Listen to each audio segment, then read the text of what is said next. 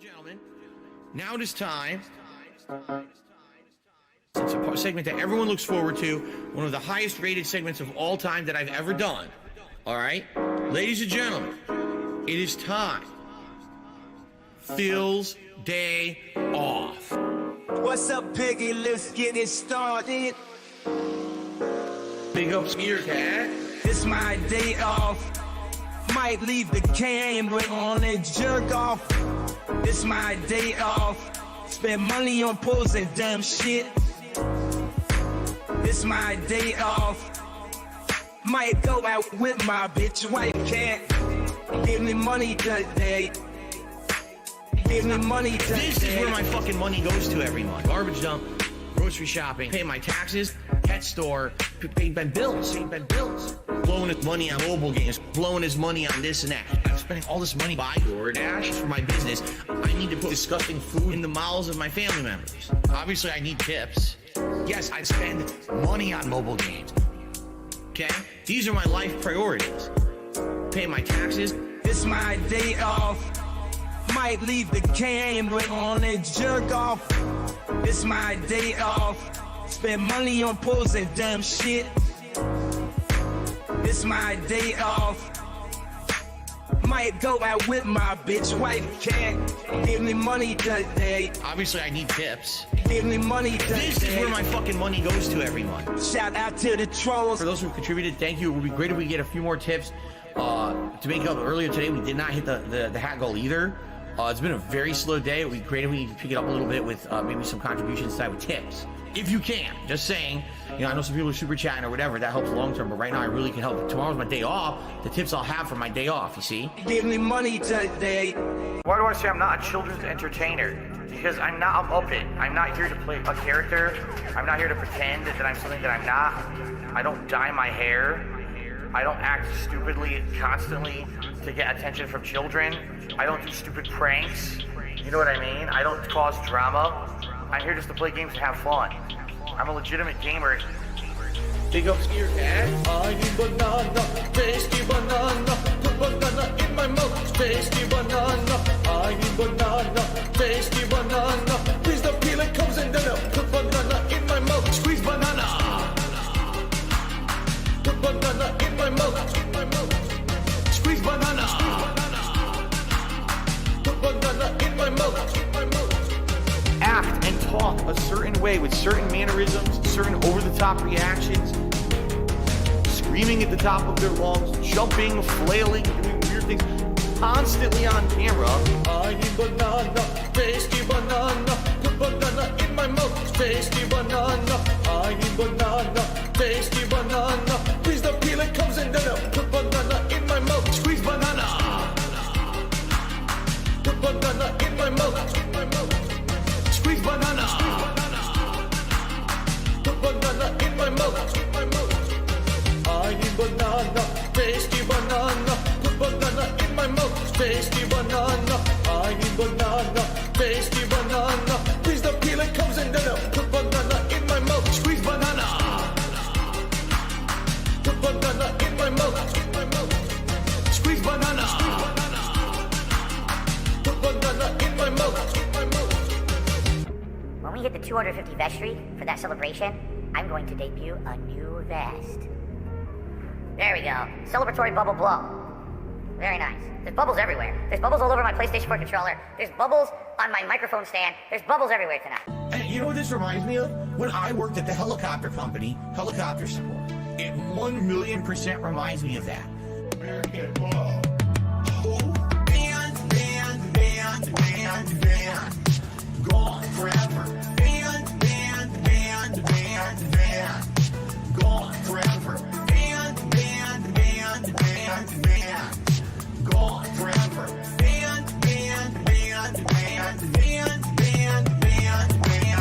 I worked for a major company, a helicopter company. It's called Aftermarket Support for Helicopters. Okay? They're flying around.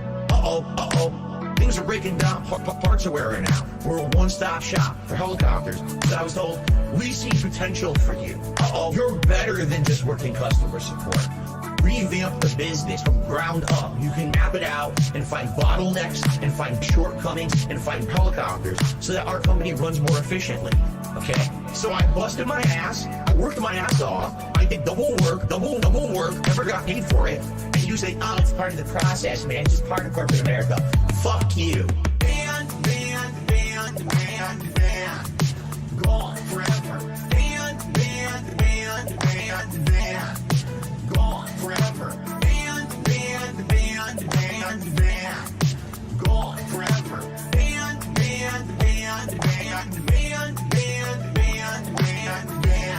It happened to me. Fuck you. Why don't you listen to me? You don't know shit. It happened to me. So shut the fuck up. Why don't you listen to me? Cause no one cares.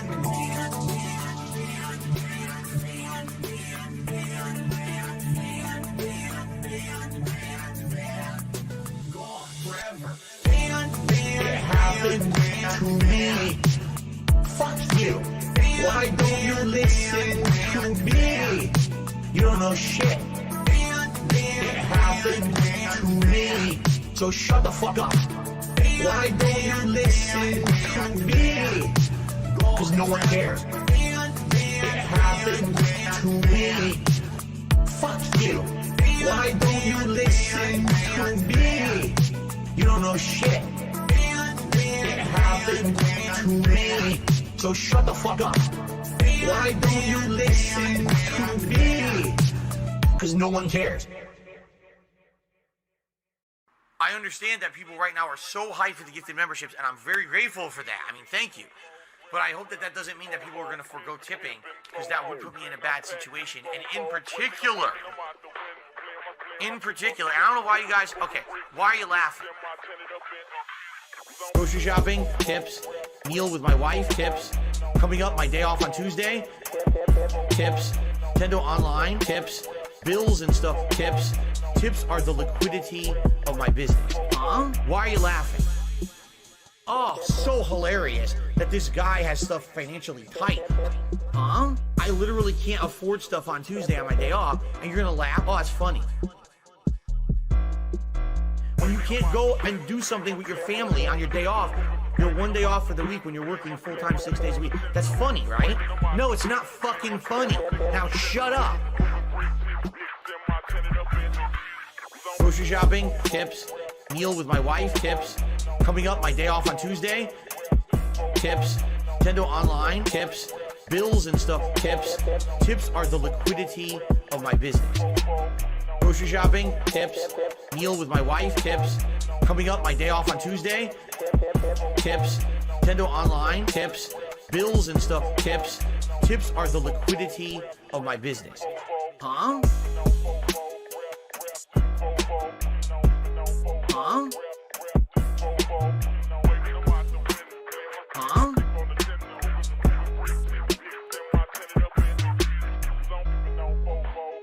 This one's for all my baby girls. I actually admitted this last year. I'll say it again. I actually do play some mobile games. I do. All right. The ones that I play are free to play or incredibly inexpensive. That being said. That being said. That being said. That being said. That being said. That being said. That being said. That being said. That being said. That being said. That being said. That being said. Hello. This is Phil Burnell. All right. And just wanted to tell you that I love the podcast. That being said, big ups. That being said, which vest is podcast best? That being said, relaxing, chill, interactive, fun. That being said, which vest is podcast best? That being said, relaxing, chill, interactive, fun. AL Team Insider, the legend, fantastic Mr. Sam, the dentist, Steve to the dead, psychological style host, Meerkat, artistic style host,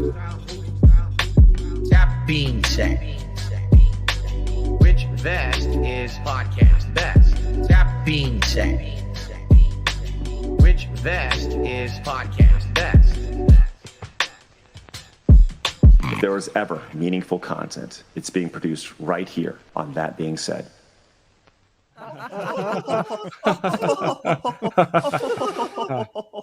So much to laugh about today, my friends, as we are here. That being said, very, very meaningful today for so many different reasons. As you can see, I won't beat around anything. Sam is back in the house, and it is nice to have you back, my friend. Sam, the dentist, is back. Let's go. Hey to you and Sam. All right, man. How's it going? How's it going, everyone? It has been nice to have you back. Some people have saying you couldn't miss this one. Was that indeed the reason you are back? You could not miss the hype of this episode. Let us know, please. We need to know where you've been, what you've been doing. Come on, let the people know. Yeah, that was the tipping point for sure. I don't know. It's over this last week, I've just been kind of like feeling it again, should we say? So, and then it happened. So I was like, "Fuck it, let's get it on." Awesome. So then I have to ask, as a member of That Being Said, is this a permanent style return or is this a stopping by style return? I think permanent. Hopefully. Hell yeah, that's what we want to hear. That's what we want to fucking hear, dude. I have missed you more than anyone, I think, because as everyone knows in chat, there's been a few disasters here and there, and I prefer to not worry about the technical side of things, so I appreciate it more than most. And more than anything, we're glad you're all right and everything's going well for you. Yeah. So big ups, dude. Yeah. Yeah, I just, I should really apologize to well, mainly you guys, but everyone in chat for kind of just disappearing off the grid. There's no big conspiracy. I just, I think the main thing was back when I'd left, things were kind of, shall we say, heavy in the detractor sphere. There were a few things going on, and I was just like, I'm just gonna. Well, for me, I don't know if it happens to you guys, but I'm just like, you stop doing something, and then it becomes harder and harder to say, hey, I'm still not there. You know what I mean? It's like it happens with friends and stuff like that I lose touch with. I'm like, it gets harder and harder to say, like, what's going on. So, but yeah, next time, if there is a next time, which hopefully there won't be, I'll tell you I'm not dead or a dent. That was my favorite one from the other night or the other day or something like that. So I did have that feeling someone's going to think I've like crossed over to the other side, and no. Can you imagine? That'd be awesome. You're in charge of DSP Throwback. That'd be the hype. Oh yeah.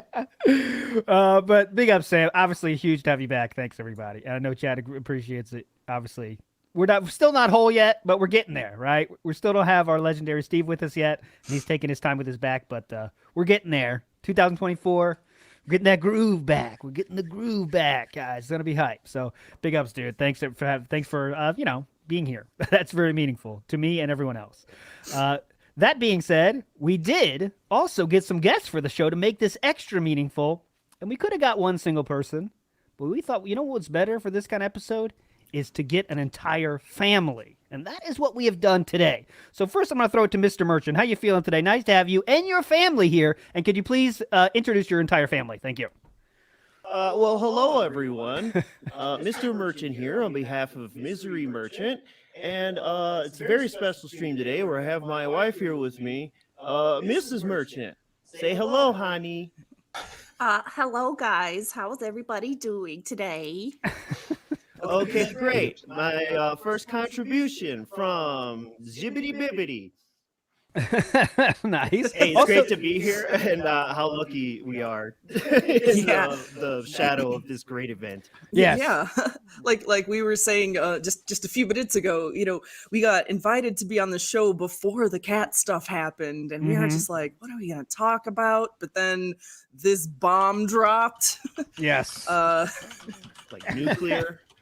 The Fat Man bomb. I don't know. you hit the roulette with you hit the jackpot on this one, because holy shit, man. And let's get to it. Let's not Meerkat, how you doing as well? You had a great stream today, getting ready. How you feeling as well? Let's get the full introductions out of the way here.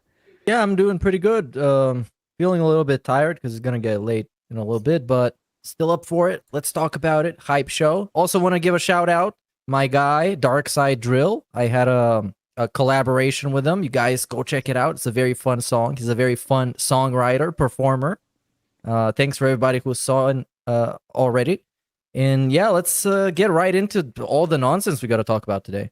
Yes, I also do want to say thank you, everybody, for the meaningful contributions coming in here. We're going to read as many as we can, but, as it goes today, these kind of days, we might miss some. But thanks so much for member bombs, everybody, going crazy. Thanks so much, everybody, for the meaningful contributions. We do definitely appreciate it, even though we might not be able to shout out every single one today because, on a show like this, sometimes it happens. I do want to start, though, with breaking style news before we get to the yesterday style news. Meerkat, could you please explain the breaking style news that happened literally today? So we have a Hate Army Watch, or Hate Army, or Cult of Hate. Anyways, on Twitter has posted this brand new event that happened. So on the DSP throwback, Phil uploaded the Red Dead Redemption Part 1 that happens to have a little bit of a watermark in the bottom right corner, that says Game Sin. And if you look up the channel Game Sin, it's a gaming channel. So somebody actually stole the video off of there, and they're re-uploading it on the DSP gaming channel, on the DSP throwback channel, as remastered content. So big ups to all the freelancers over there at DSP throwback for keeping up that great work. So even when he gets someone enough to trust to do this kind of shit, it's clearly ops, right? I mean, what else could it be? They're not just trying to get better. Are they using it for just the cutscenes or whatever, or are they doing it for the whole fucking thing? Meerkat, well, the video is called Part 1 of the playthrough, so I don't know. It might just be the cutscenes, but it's still, regardless, they just re-uploaded somebody else's video as theirs with the watermark on it. And on top of that, there's the DSP throwback watermark. So pretty sloppy. Wow. Okay, right. Meerkat mentioned this before the stream, and I just assumed he meant that, they couldn't find DSP's original playthrough or something like that, but a detractor had uploaded it and he was nicking that. I didn't realize you meant he was literally taking just some other random footage from elsewhere. That's mental. Is he like AI upscaling it or something? Yeah. You haven't seen those beauties? Oh yeah, go watch Ann Lee's stream on that. It's a beauty. There's like tic-tac-toe boards on the screen when you get it. Mystery Merchant, we should watch that on Wednesday. You can see what there's like quadrants of upscaling happening. The AI has no clue what to do. This is a task that AI is not meant for, right? And it's upscale. Yeah, go ahead. It's not going to be able to either, because I've always thought when he was before direct capture, he was pointing his camera at his TV, and obviously the frame rates don't align. Like he would be shooting in presumably, I don't know, so let's say 30 frames or 29.9, whatever. And the TV might be in like whatever, somewhere in between or going up and down. And you can see the ghosting happening on that footage. So you've got ghosting happening there.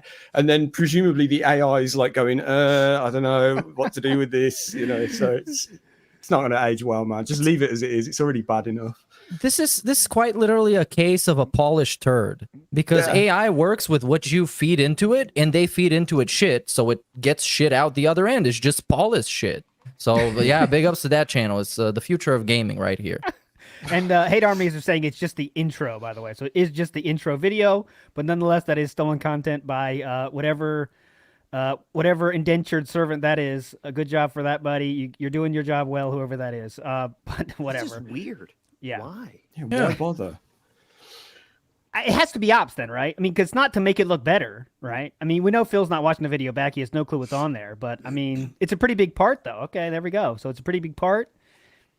I don't know. Who knows? But that's the breaking news. Yeah. I don't think it's ops, but I think it's just sloppy and lazy. I mean, I can't really blame those guys because they're working for free. And according to DSP, it took him 12 to 24 hours for the Final Fantasy playthrough. But then again, this is DSP, Mr. Ethical, Mr. Moral, uploading other people's content on his channel with the watermark on it. They couldn't even crop that shit out. Dude, and it's an 873,000 subscriber channel. I refuse to believe it. I mean, they are DSP fans, so I guess they could be that stupid, but holy shit, man. If you're going to steal, there's other options, isn't there, that aren't the almost 1 million subscriber channels? I mean, if you're gonna steal, put a little bit of work into your thievery, brother. Well, yeah, exactly. Like maybe one without a watermark. Yeah. That'll be a start. Yeah, exactly. Like what I did for the when I redid his games of the year that time. Go through, find the best footage you can that someone else's playthrough that hopefully doesn't have a watermark, and maybe ask their permission as well. Is probably a good idea. But there you go. There's the first news story of the day. We're going to try to get through all of this stuff today. Next up on the docket today will be what happened yesterday. Gundam. It's a Gundam, former guest of the show, two-time former guest of the show, and figure maker of It's the Guy, had a live stream going, and Mike Clum, creator of the documentary-style video that should be coming out this year, dropped many bombs for us all to enjoy and talk about today. So just a few notes I have, and we can obviously, if you ever want to chime in, please do. The first note that I heard is the goal of the video will be telling the life story of DSP. That was from Mike Clum himself. It's going to be telling the life story of DSP. It's not going to be, just let's show what happened in his streaming career. It's going to be telling the life story. I also want to point out that Mike Clum, this was not planned at all, because Mike Clum had no clue what was happening. He said, "Are we live right now?" Yeah. It was like, "Oh, we're live now." Oh, okay. And it was going. And then that was kind of the start of it. Mike was driven to dinner by DSP. So Mike went to Renton already, was driven to dinner by DSP. They had a lot of fun.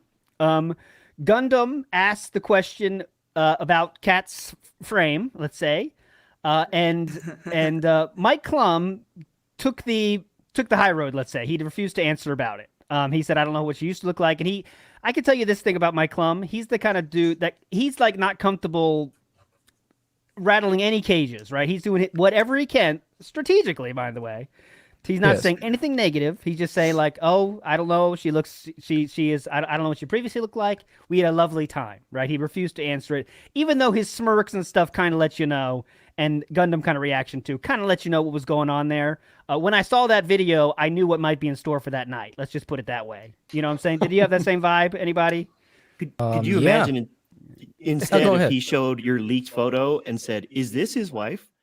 And he was like, "Oh yeah. Boom! That would have took all the wind out of Phil's sails. Yeah. And Meerkat, what did you think on that? Yeah, well, I finally watched the Boogie documentary. I have some thoughts on it as well. Like you said in the beginning, this is going to be the life and times of DSP, but the way DSP wants to tell it.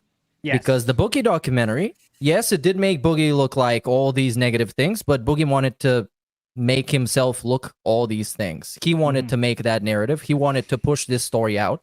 So I believe this is going to be the DSP equivalent of that. And Mike is a documentarian, filmmaker, all this other stuff. But first and foremost, he is a marketing person. His whole company specializes in marketing for brands and for companies. And as he admitted to It's a Gundam, he has worked with companies that have a much worse PR situation than Darkside Phil. So for him, this might just be a challenge to see if he's going to manage to improve the public perception of DSP, because he's a professional. That's his job. That's kind of what I expect. Well, I would push back on that. Okay. Do you think he improved Boogie's public perception at all with that documentary? Because I don't think he did at all. Well, he got a shit ton of attention his way, and attention translated to traffic to his channel, and more people showing up to his streams, videos, views, so on and so forth.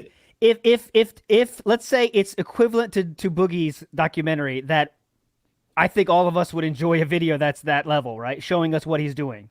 But don't you think? Sure, but like I said, Boogie wanted to make himself look as pathetic as possible because he gets off on that shit. And DSP wants to make himself look as good as possible because that's what he genuinely believes of himself.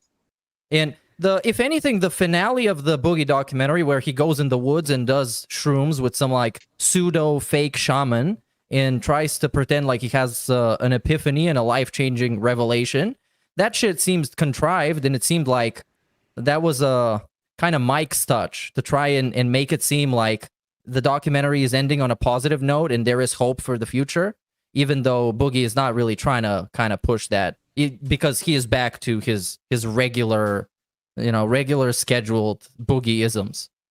Right, and I think that's all he had to work with. And I'm going to die if Mike really was on the sidelines recording Cap being on camera, and that's the Boogie in the Forest moment for him. You know, they got the nice piano music. You know, Cap Burnell works the courage up to go on stream again and face the trolls. Yeah. You know, I didn't really feel like the end of that Boogie documentary was trying to paint him in some sort of different positive light. For me, it just made him seem even more sad. That's what I'm saying. I think was the result, is that it seemed even more sad.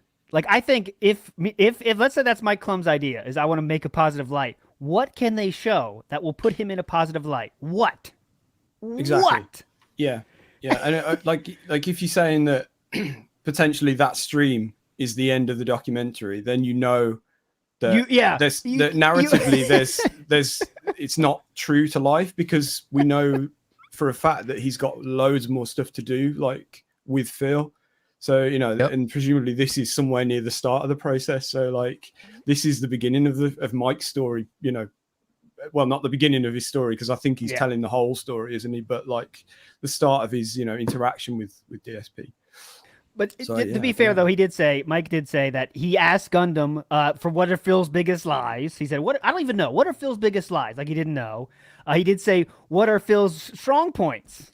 And Gundam, of course, turned this into he's the most delusional person on the earth. He thinks everything he did is positive and all that stuff, that is probably his biggest strong point, right? That is a strength, really. Yeah. I mean, I wish I could do that as well. He also confirmed he is talking to WWE Champions developers. Oh, why? Yes. Yeah. So what are they going to do? They can't disclose whose account is whose, right? I mean, that's what we want to hear. What are they going to say? Yeah, we really get a lot of people's money, dude. People are nuts about these Hogans. I'm wondering if you'll explore the addiction angle, like a brief little 10-minute segue on people being addicted to mobile games. That's some good like heavy research, though. If this is all going to boil down to like a couple of minutes or something on addiction or whatever, and it's just like you've gone into all that effort to go and see like the people at WWE Champions. Can I say though, when he said, because before he said WWE Champions, he said some organizations, and I got so excited because my mind instantly went to Helicopter Company. Me too. Yeah. Me too. And then he said WWE. I was like, okay. I was so I was so fucking hyped for Sikorsky, dude. I want but he said plural. He said you know, organizations plural, so it could be Best Buy. Yeah. Best Buy be hype. I'll take any. I got them all. Best Buy, Circuit elementary City. School teachers. I'd take it. We got many options. Best Buy, Circuit City, Predatory Loan, Wells Fargo, and we got the fucking frozen yogurt shop in the mall. I'll take that. VJ. I tracked down the man who called him Sway. Yeah. That's what I want. But all right, let's keep going here. So Gundam asked about DSP's house. Mike Clum skated right past that. He made a joke, but in that kind of way, like, I'm going to joke about it so I don't have to talk about it kind of way. I'm not saying that means anything too deep, but he refused to answer anything about it. He did say that. He said it would be unbelievable in a very joking style. So could that be true? Could that not be true? That's what Mike Clum said. I'm just telling you what he said. He is going to spend 7 to 10 days in the Snort Fort. And he did call it that as well after Gundam said it. Yep, he called it Snort Fort. He is going to spend 7 to 10 days inside the Snort Fort. Confirmed. So we have to, in about 7 to 10 days after he goes to the Snort Fort, we have to observe his health, see if he's, wheezing anymore due to the molds. See if he's developing ant bites in places. Health check at Mike Clum. Yeah. Blood test, maybe. Not for Jasper, though. No.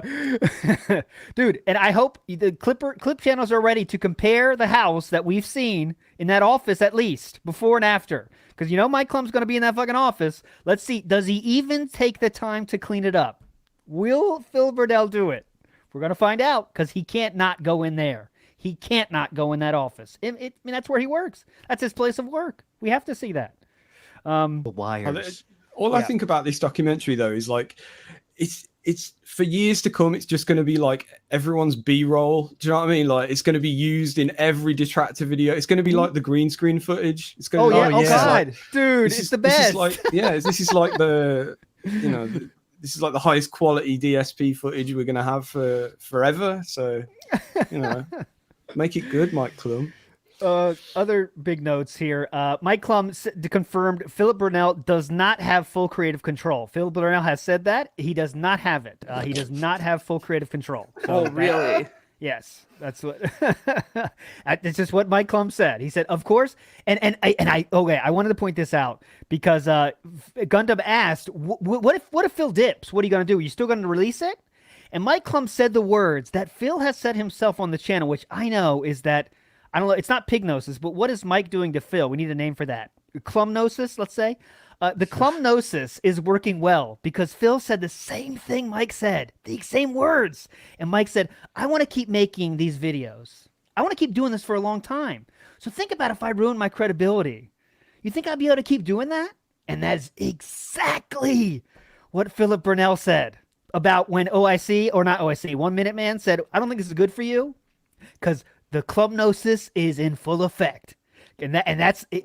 Mike Clum is doing his job well. I'll tell you that right now. I don't know about the documentary, but Philip Burnell is drinking that Kool-Aid. The Clum-Aid. You know what I'm saying? The Clum-Aid. Mike's a great guy. He really understands me. Go ahead, There's Sam. been a few good suggestions. Pignotherapy from our man Steve is a good Yeah. one. Yeah. Clum guzzling from Trevor. That's the best one. That's the best one. That's the best one. You win. You win, sir. Yeah. Clum shots. Yeah. Can't wait to see all the Clum shots. These are going to be very hype. They're filming in a few months. April is when they are going to film. We also know they are going to visit, I was going to say visit detractors, but it looks like he's going to visit some high-profile internet people. Like, I don't think we're not high enough on that list, I don't think, to get there. We are talking to Mike Clum. Mike, America, you still haven't, right? No. I don't think I will in the end of the day. I think he's going to be busy with other stuff. And I haven't really texted him to ask him anything about that. So we kind of are in the same state we were like a week ago. Okay, yeah. So I'm hoping to talk to him this week. We were supposed to talk last week. He was traveling or whatever. Didn't happen. But I don't think he's going down to Florida. He said that. So I know a certain Sir Moist lives in Florida. Could that be that trip? He could, and he's also going to the New York area. We do know he's going to interview Jaha. Jaha will appear on the documentary, and I'm hyped for that. That's what I'm talking about. I'm hyped for that. I mean, we can get the true story from Jaha's mouth, and that'll be hype. We've heard it before, and also he said there could be live reenactments of stuff or animations of stuff in this documentary. My ears pricked up when I heard like bringing certain things to life. I was like, yes, man, the Jaha fucking Can we have that either animated or like dramatic reenactment by somebody? That'd be great. The fucking It's got to be Pixar and El Crimson King. Yeah, just bring them back. We don't need to make anything new. Just put them in there. We'll all be fucking hype. Anything else here? He said Phil has been reasonable so far. And he did say one thing. He said he believes that the internet has been a little harsh on Phil Burnell. But Phil has been reasonable with Mike Clum at least. Also, there's to be no surprises here. There's no gotcha moments going to be happening. I don't know about that kind of gotcha, but no gotcha moments will be on this documentary. It's an open dialogue between DSP and him. That's what he said. We're collaborators. He kept using that word, that clumnosis word of we're collaborators. Okay, we're collaborators. You're not a lolcow. We're collaborators. You know what I'm saying? Collaborators. Yeah. Finally, he did say there was going to be some things in this documentary that people say, oh shit, why did they leave that in here? That's what he said. Hype. So it sounds like, Meerkat, though, you were more down on this than you were before you heard Gundam talk to Mike Clum. What would you say to that? Is that a true statement? I guess, I don't know. My opinion kind of changed since watching the Boogie documentary because I felt a lot of it was kind of style over substance. I mean, don't get me wrong. As far as the YouTube documentary goes, it's great. But like I said, he was just pushing the narrative that Boogie wanted to make, and he was just framing it the way Boogie wanted to frame it. So I don't see how that can be any different from Phil. I just want him to do his thing, I just am looking forward to whatever he's gonna come up with. Yeah, it's hard to imagine, knowing how much there is to cover, that he's going to be able to leave those like lingering cinematic shots in there, and for it to not, get ridiculously long. Because as far as I'm concerned, there's like, a good 3-hour documentary without interviewing anyone. There's a definitive documentary to be made without being Mike Clum. You can just be the third party that makes something out of the footage that we already have. There's plenty of people have done it. So then you throw in all the official footage and and all that stuff, and this thing, it's got to be a bit more concise, I think, with the Phil one. And if you're talking about making a documentary about his life is pretty much over when he goes to Seattle. Like what from there, it's just that office. There's no going out. There's no. It would like if you were trying to avoid the streaming sagas, all the stuff that we consider to be in a documentary, 3 hours worth of stuff. But what if Mike Clum's approaching it from a normie perspective, and DSP's life?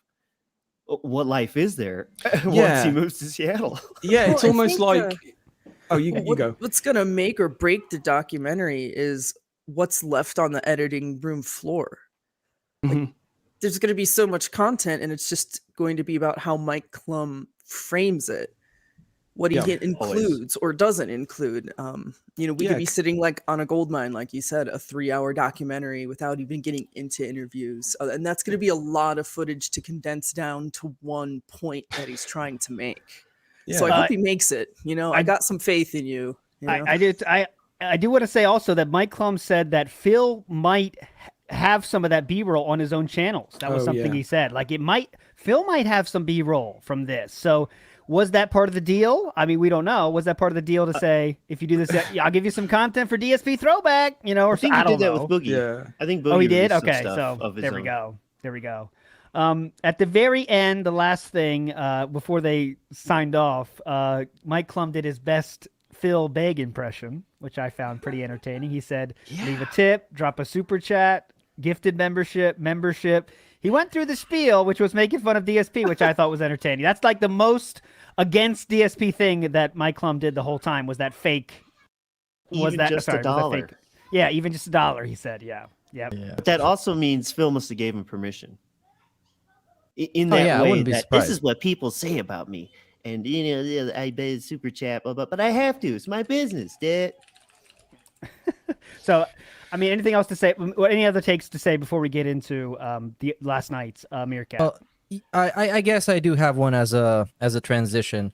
So I believe when they went to that lunch or somewhere along the way when they were talking to each other, Mike decided to give Phil some feedback and some guidance as, a professional in branding and marketing. And I think he gave him the idea to debut Kat and, bring her back after a 5-year absence. Especially on the night stream. That's what I think is Mike's idea, because night streams are usually dead. There's zero hype. Barely anybody watches them. And I think he wanted to get Kat conditioned to being in front of a camera so they can have her in the documentary. And also fish for some toxicity that they can use to frame the whole victim narrative that DSP will definitely want to push in the documentary. So that's what I believe happened. I believe they got free consulting from Clum. And Phil trusts him enough and is confident in him to take his feedback and actually do something about it. And that's what I think was the result that we saw last night. Well, there's no doubt in my mind that Mike Clum is the reason that Kat was on stream yesterday. First of all, it's hyped up. Is it just... Okay, so why would Phil do this? Phil does not do anything without... He doesn't get something out of the exchange, right? There's nothing done without that framing. So what does Phil get for this? He gets to present Kat first, so she is... We all know she's there, and hey, this is what she is now. This is Catherine Burnell. And also, isn't it a way to show... Look at what people treat my wife. Look what they say about my wife. You know, it's just an easy way to say that. And I almost think, though, Mike Clum would not know what was expected. Because Mike Clum, I don't think knows... He started this game with zero, right? With zero knowledge. I don't think he knew what he was doing if he did suggest this. hey, I think you should get Kat on stream because it would help, just get her back into it. She'll be a bigger character in this documentary, which I think a documentary person might say, right? Is we want bigger characters, so why don't you get some streams going and it'll work, But I don't know, what's your take here? Give me one second.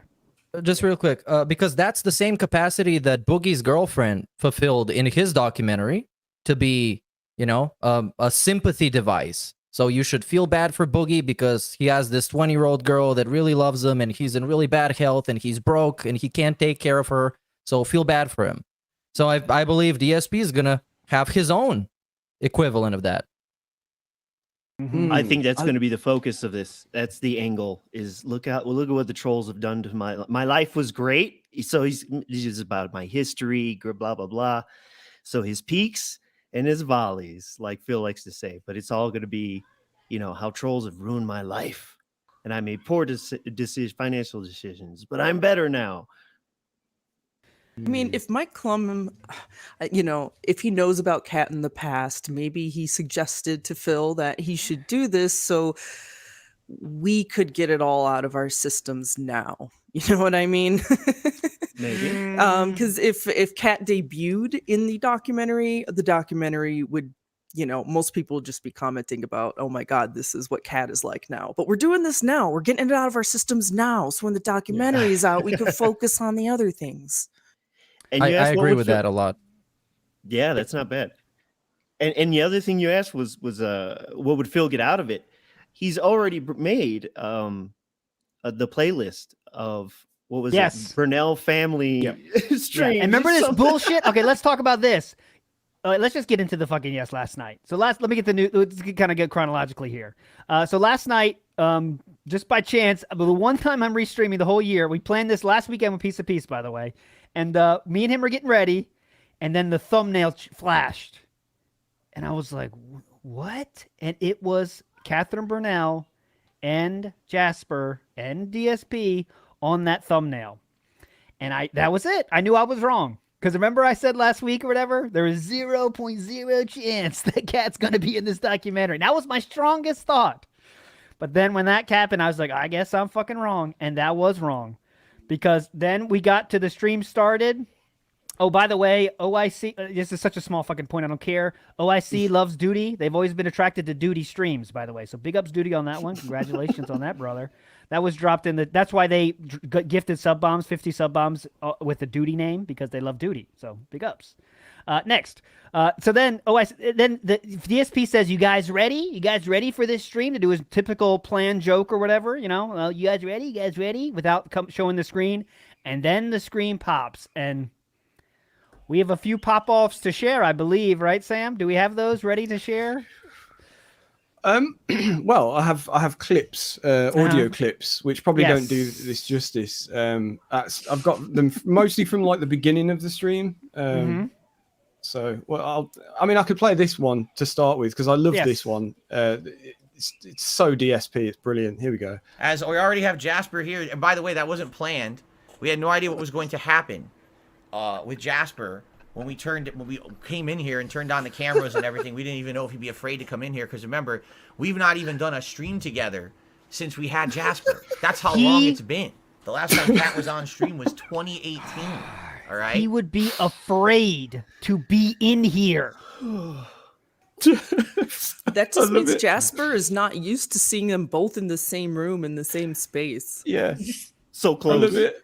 He's just got so little to talk about that he has to start explaining why Jasper's in the room for no reason. It's like he's a cat, and you're the people that give him food. Like it's kind of that's what they do. That's what I'm saying about documentary guys. No matter how you try to paint Phil Burnell as a human, you cannot paint him as a human when he says comments like that.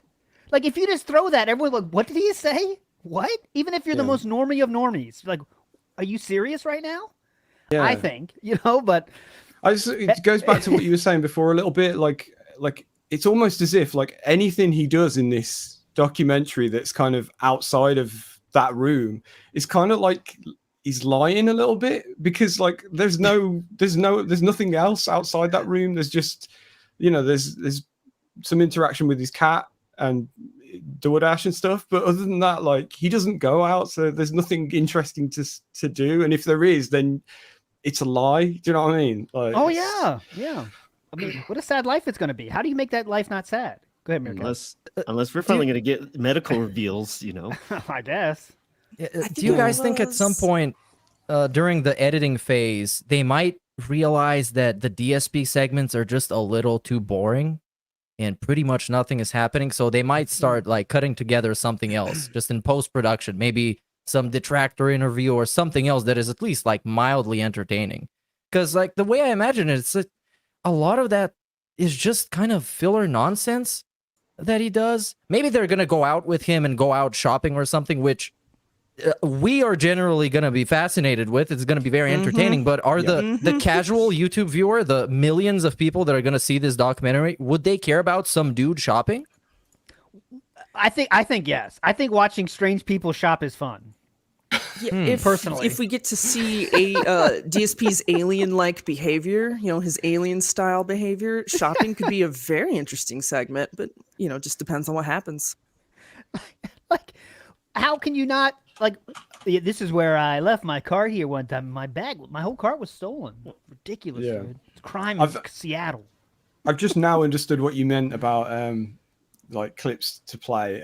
Yeah, please. I'm going to start. I'll maybe pepper these in because I'm assuming most of you or a decent proportion of you have heard these now. This is fucking quality anyway. I'm going to start with one of the best. This is ALT and Piece of Peace. When that camera went on. Here we go. Hopefully this works. There we go. I hope you're not letting her see the stream. Holy fuck. All right. Good evening, everyone. Oh my god. Oh my god, she's fat. Welcome. Oh my god, she's to actually Burnell fat. Family Stream. Oh my god. Here on DSP Gaming. Oh my god, How are she's you all fat. this evening? I hope that you're doing well. Philip. And I welcome you to the show. Don't do this, Philip. First of maybe many, we'll see. Philip. Oh my we already god. have Jasper here. And by the way, that was She's got the We had same no thing idea in her what was hair going that to DSP happen. does. She's got a giant crack too. Philip. Oh god. Came in here and turned on the cameras and everything. We didn't even know to be afraid to come in here because I'm gonna remember, vomit. we've not even done a stream together. since we Philip, had why Jasper. do this, Philip? That's how long it's been. The how last time long it's Kat was on been. stream was 2018. All Philip. right. So good evening, everyone. Philip. The audience. There you go. Oh, it's funny. That moment right there. Yeah, go ahead, Meerkat, please. Yeah, so this whole thing, because I was sleeping at that point, it was around 5 a.m. for me. This whole thing felt like if everybody I knew went to a concert and I didn't go, and I had to watch the concert through like fan cams on mobile phones. This is one of those things that I would have just liked being there for, the huge pop when it actually happened. Seeing everybody's reactions, it was so fun. I joined in late too. Yeah. Your kid. I was like trying to watch it on my work breaks as it was happening. Yeah, it reminds me of like. Yeah, go ahead, Sam. Go ahead. It reminds me quickly of like how fun it was when you did the reaction channel debut, and me and you and like Proper and everyone were like, and Steve, and it was fucking great. I really want to get one of those moments again, man. It was a moment. And I know, I'll tell you right now what it felt like. It felt like, I'm not going to talk about this too much because I don't give a shit, but when the person that sent me that mall pic, I had the exact same feeling. It just took me right back there. And it's just sadness because you imagine in your head that there's a good ending possible, right? And I hold on to it because, I feel bad for Kat. You know that. I'm the white knight for Kat. There's no hiding that. I am the white knight for Kat. I stick up for her. And there's a good ending in your mind. And when that person sent me the mall picture, that was destroyed. And then it just got destroyed again. And it was the same exact thing, just because it's just, she's the one that's getting abused here, right? She is the one. I know she's bigger and all this stuff, and you can control your weight and all that stuff. But let's not forget who is in control here of every aspect of her life. And she does not have the mental tools to not be controlled by that. So I'm on the fence of whether that was like a lawyer representing his client or like a legal guardian of like an elderly person / disabled person. It feels behavior. How the whole night went.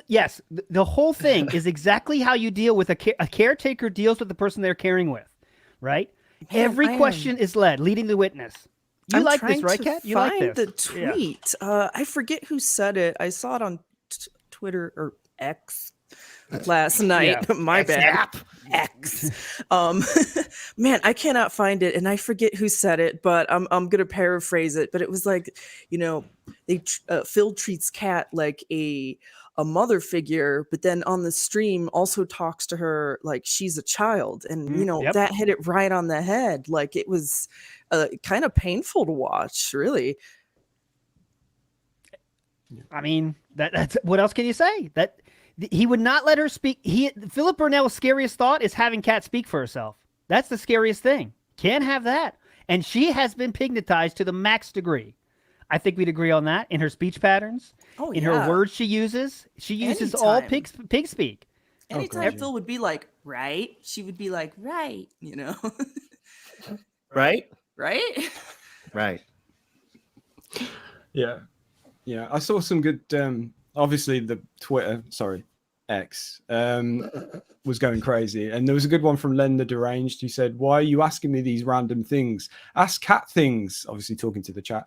And then person asks question to Kat and then DSP answers for her. Yeah. So fun, dude. Yeah. So they fun, get the dude. non-answers. And it's amazing too how similar it was to the previous human milkings. Oh yeah. Yeah. Yeah. He was milking her for sustenance. Yeah. Not even for sustenance. Everything for this. You know what I'm saying? Anything for this. Do you think we could squeeze another one of those shorts out of this? Like, you know, where with the yeah, please Oblivion do. music? Please. Because this is here a lot of different metaphors are being thrown out there that are awesome. I think Poems Mystery said it's like a Tinder date that is forced to stream for the first time when they just met. Very on point. For me, it was two middle schoolers that are doing a date and your parents there. So you kind of have to talk, but you're not really that close with your partner yet either because you're in fucking middle school. You're still you're hoping to get a handhold out of the night. That's the goal, you know? Yeah. And your parents are there asking questions and you have to answer. That is what it's like. That is what it's like. And if that is shown on the documentary, no one on earth can think this is not it's not a normal thing. It's not a normal thing. These are not normal people. I don't think how it's going to make him look good. I don't see how that can make him look good. I want them to recreate the mall photos where they're both sitting crammed in that little shooting game booth. Yeah. Yeah. And every time they catch eye contact, Phil has to do this. Every single time. Oh. Every single time. The Don't lean you back. think so, honey? He's subconsciously giving himself more space. Yeah, because they're too close. They've never been this close. Are you crazy? Guys, Jasper's never seen this. Go ahead, you guys noticed what one of the first thing he said in the whole stream was, "Guys, just so you know, this is not a pregnancy announcement." Oh man. Oh And I yes. was like, why would you fucking say that? Yeah, Tevin picked up on that one. That was great, man. Like, it was one of the first things he said. It was like, dude, you didn't just make a pregnancy joke. You know, you just don't, man. Just don't do it anyway, but especially you, man. Don't do this. Followed by, I don't know who planted that seed in your heads. Oh, yeah. Oh, damn. Must have been Mike Clum with a Clum shot. Hey. Clum pie. Clum sauce. There's clum sauce everywhere, all over my hand. No, I'm glad this Clum thing is happening. Let me tell you, this has some legs. Yeah. At 100 likes, we're blowing Clum bubbles. Everything is positive. Oh god. Oh god. I'm sorry. I apologize. That was Derek's favorite part. If we can get Mike Clum on our show and then get him on another show, it could be like a Clum swap. Sure. All right. We'll stop it there. We don't want to. We have too much fun right now. Anyways, a lot of obviously things to point out that were. I want to show you another weird thing for me before we get all your weird things. Was he had to explain to Catherine, his wife of 5 years, what to do to make a Jasper sit on your lap. Oh my god. Okay. Talk about strange. So he said this. Now listen, honey. And again, it's teacher to student. It is caretaker to, mental affliction patient. Okay, honey, this is what you do. If you put your legs down and then put them together, he'll jump up. That's what he said. But, dude. And I feel like she had a look on her face like, bitch, this is my cat. I know, yeah. Like, what are you talking to me about the cat Jasper for, bitch? the reason why Jasper wasn't in his lap was because Jasper doesn't recognize the chair that Phil is sitting on at the moment. This shit blew my fucking mind, dude. This is going to be a great little segue into something I wanted to talk about as well. The chair situation. Yes, please. Tina in chat actually brought it up, and I've kept it so I can highlight it on the screen. Can we talk about the tiny plastic stool Phil had to sit in? And I do have a sound clip, and we'll listen to this first. And then here we go. First of all, before you ask, I'm sitting on a tiny plastic stool because we didn't know height-wise how this was going to work. So Kat's sitting in my chair, and I was looking for chairs around the house, and we were going to use a chair from the dining room. It's too big. I'm like way up here. So the only thing in the house that I could sit on is this very flimsy plastic stool. I feel like I'm surfing as I sit on it, and I'm going to fall. So we may have to do something better if we're planning on doing this more long term. As for the couch, no, we're not bringing that couch in and out of this place. Remember, that thing is a piece of junk. Couch. It's all sunken in and terrible. No support. Cum stains. It's sunken in, huh? Yeah. So things have sunk in there. So obviously, chat have proven I'm not the first one to think it. Is it the shower stool? That's I was thinking that. Yes. You could surf on that. Very slippery. Also, back and forth. Also from that, a cat suggested, my friends, why don't we switch seats, right? Why don't we switch seats? That was Catherine's suggestion because her face was right behind the pop-ups. And Phil pig-splained why he couldn't do that for a good minute. We can't do that because there's not enough room in here for this. Just a temporary thing. So I don't know if that'll work. I don't know if we can get the chairs around. The door's open here too. So I don't know if we could do that. I'm just not sure how that would work. I don't know how that would work. And there was no reason. I don't want to. Go ahead. There is a reason. Yeah, they said maybe switch the chairs. Oh, here we go. So put this chair on that side and then your stool over here. That's what someone said. We could maybe do that next time. There's no way we're going to be able to pull that off right now because of the way the office is too confined. But maybe you're right. Maybe that's a recommendation. Maybe next. The reason I did it this way is because the keyboard is here, and there's not somewhere to put it flat. Over on that side, there's nothing, so that's why I can actually type here. Over there, I wouldn't have been able to. But maybe you're right. Maybe that's what I should have done because now I can't really reach the touchpad. Maybe you're right, honey. So what we'll do is we'll talk about it behind the scenes. Maybe I'll bring it up with my chat, and we'll have a back and forth. Maybe we'll make a poll about how we should do the chairs. And you tell me. I'm looking for feedback.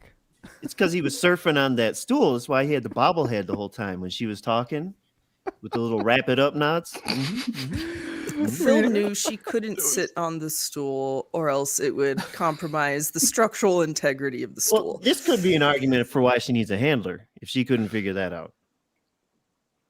I mean, I'm just saying. If I don't see a Surfin' Dent SA song at the next Kaching, I'm going to be disappointed. That's all I'm going to say. We need Surfin' Dent SA. Now, you mentioned the door. I can't believe this man said he had always had an open door policy. Reached over, grabbed the door, and opened it back and forth. Dude. I've never in my life. And the door has never been that far open, by the way, which led some people to believe that Mike Clum might be in the house. In the interview with Gundam, I'm telling you. In the interview with Gundam, it appeared to be a temporary situation for Mike Clum. Like, as in Mike Clum might be at a Airbnb around Renton. We don't know the time frame of when he had that dinner with Philip Burnell. So was Mike Clum in the room? Was Mike Clum in the household? Obviously, all just questions. But I'm saying the possibility is not 0%. I'll tell you that right now. Yeah. So did they go to like Bahama Breeze or the sushi place for dinner, Oh, he went everywhere. Which one of the 3 restaurants they go to? Burger King. Burger King. Burger King. All right, anyways. That one day. I know. Okay, so another... anyone else want to shout out weird stuff? Because I got a whole list. I do. I have a fucking juicy one that really kind of rubbed me the wrong way. Yes. Speaking of how he talks to her like a handler.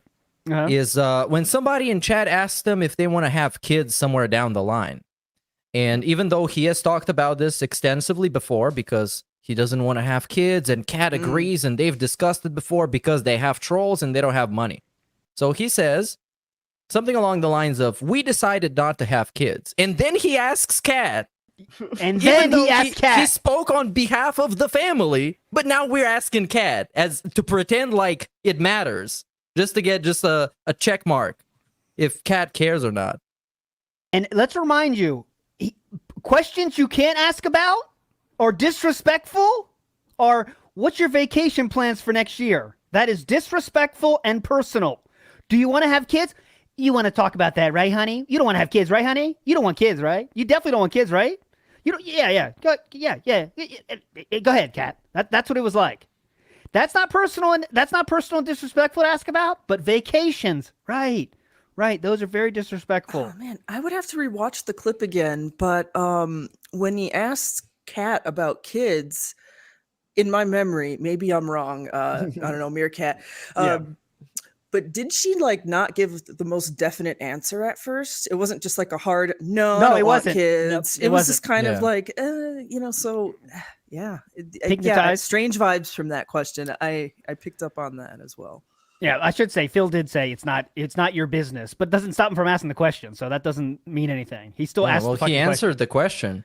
Yeah, so it's none of your business, and then just answer the question like typical. Let them talk about trolls, and then trolls for an hour. And another one of those weird spots was when he had to ask Kat if she's having fun or she's having a nice time, and she looked at her and was like, "Hey, Kat, are you having a nice time?" And just like nodding at her. It's like, what do you expect her to say? That she's not having a nice time? That people in chat are talking a bunch of trash, and she gotta sit there and look at it? That she doesn't feel comfortable being in front of a camera after 5 years? Like, what do you want her to say? Yeah. And let me tell you what's even more disgusting is because not every autistic person is the fucking same and all that shit. I know, but I'm not a doctor. But autistic people can be talked into shit. That's why it's like they're victims of sexual abuse all the fucking time because they can get talked into shit. And especially when you're dealing with someone like that, like someone that has autism. And nothing last night said they didn't. And her sister told us it was. This is not just a conjecture here. Her sister said she has it. It seems like it. Philip is just answering everything for her and telling her exactly how to think about every fucking thing. Every answer is pre-programmed in her mind from Philip Burnell. And that's the thing I learned the most of yesterday. When the first 2 times, she wasn't programmed yet. But 5 years, the grooming has been achieved. He has now downloaded everything he wants into her mind. And now it's time to get the pity bucks. It's time to reap what you sow now. It's time to reap the benefits of this dentiful harvest we have in Kat's mind for those pity bucks. Whether it comes from Mike Clum or whether it comes from the direct tips from the dents. That's what it's time for now. She has been fully pignatized, and it's time to reap. And that's why it's another case of Catherine Burnell being used as a fucking shield for that dude. That's it. That's all we're here for. And it can't just be like, Kat's going to come occasionally, maybe for, every now and again for a little chill session. He's already got it figured out. Like he's got the playlist set up, it's family, whatever night now. And we're going to do co-op. It just reminded me so much of like John Rambo and all that, like where it's not, you're not interested in being friends with them and just hanging out and maybe we'll stream. It's like, nah, we're going to stream, man. That's the reason you're there. Not like, just as friends or whatever. It's, it's all planned out as this kind of like business thing instead of, the fun thing it should be. Oh no, they didn't plan it at all. They didn't expect any tips. And they also didn't have any goals. But also, like you said, by the end of it, there's at least 5 different ideas shotgunned out of what we could be doing. Yeah. How we could be reaping this harvest. Damn right. And he talked to her. You're having fun, right, honey? You're having fun, right? You're having fun, right? As soon as the stream's over, playlist ready, boys. Family night at the Burnells or whatever the fuck it is. With an icon. He didn't even give her an hour to think about it. You agreed on stream? It's time. Playlist up. Yeah. So they're going to be also, it was not a makeup stream. They're going to be another example of how people are trying to ask questions and you can't ask that. The one good takeaway I have from this is that the whole team divorce nonsense is officially over. We won, everybody. Whoa. No. I am not hearing any of this. Look, I'm not realizing losses. As long as Kat is with Phil, divorce coin is still on the table. You've taken a bad tumble, but I'm not realizing losses yet. No, that sounds like you're still in denial over the amount of money that you've lost on divorce coin, and that's a fact. That's not coming back. It's over. The future is in team health, as you can see with your very own eyes. Okay, well, there's no doubt the team divorce has taken a hit, but I want to remind all the investors. Yesterday opened at $36 per share of divorce coin. Today we're down to $8, everybody. So it has hurt my retirement plan. But whoever shorted it made a lot of coin, you know. I don't know. As long who as that they're was. alive and married, they can be divorced. Sure, keep holding. Keep holding. It's gonna moon later. I want to throw out there too, like now would be the best time ever if it was possible to please, Leanna, come forward and talk about the DSP experience, because clearly it's doing a number on Kat, and you was looking a little thick by the time you was getting out of there, Well, the yeah, pignosis almost got you.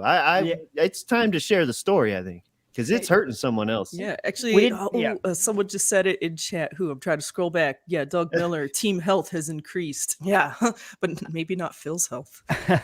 Heroic Biz brings up a good point here. Can you talk about the weird response to being asked about Cyberpunk? I think she creeped out about the sex stuff, and that's why DSP avoids it now. I did notice that as well.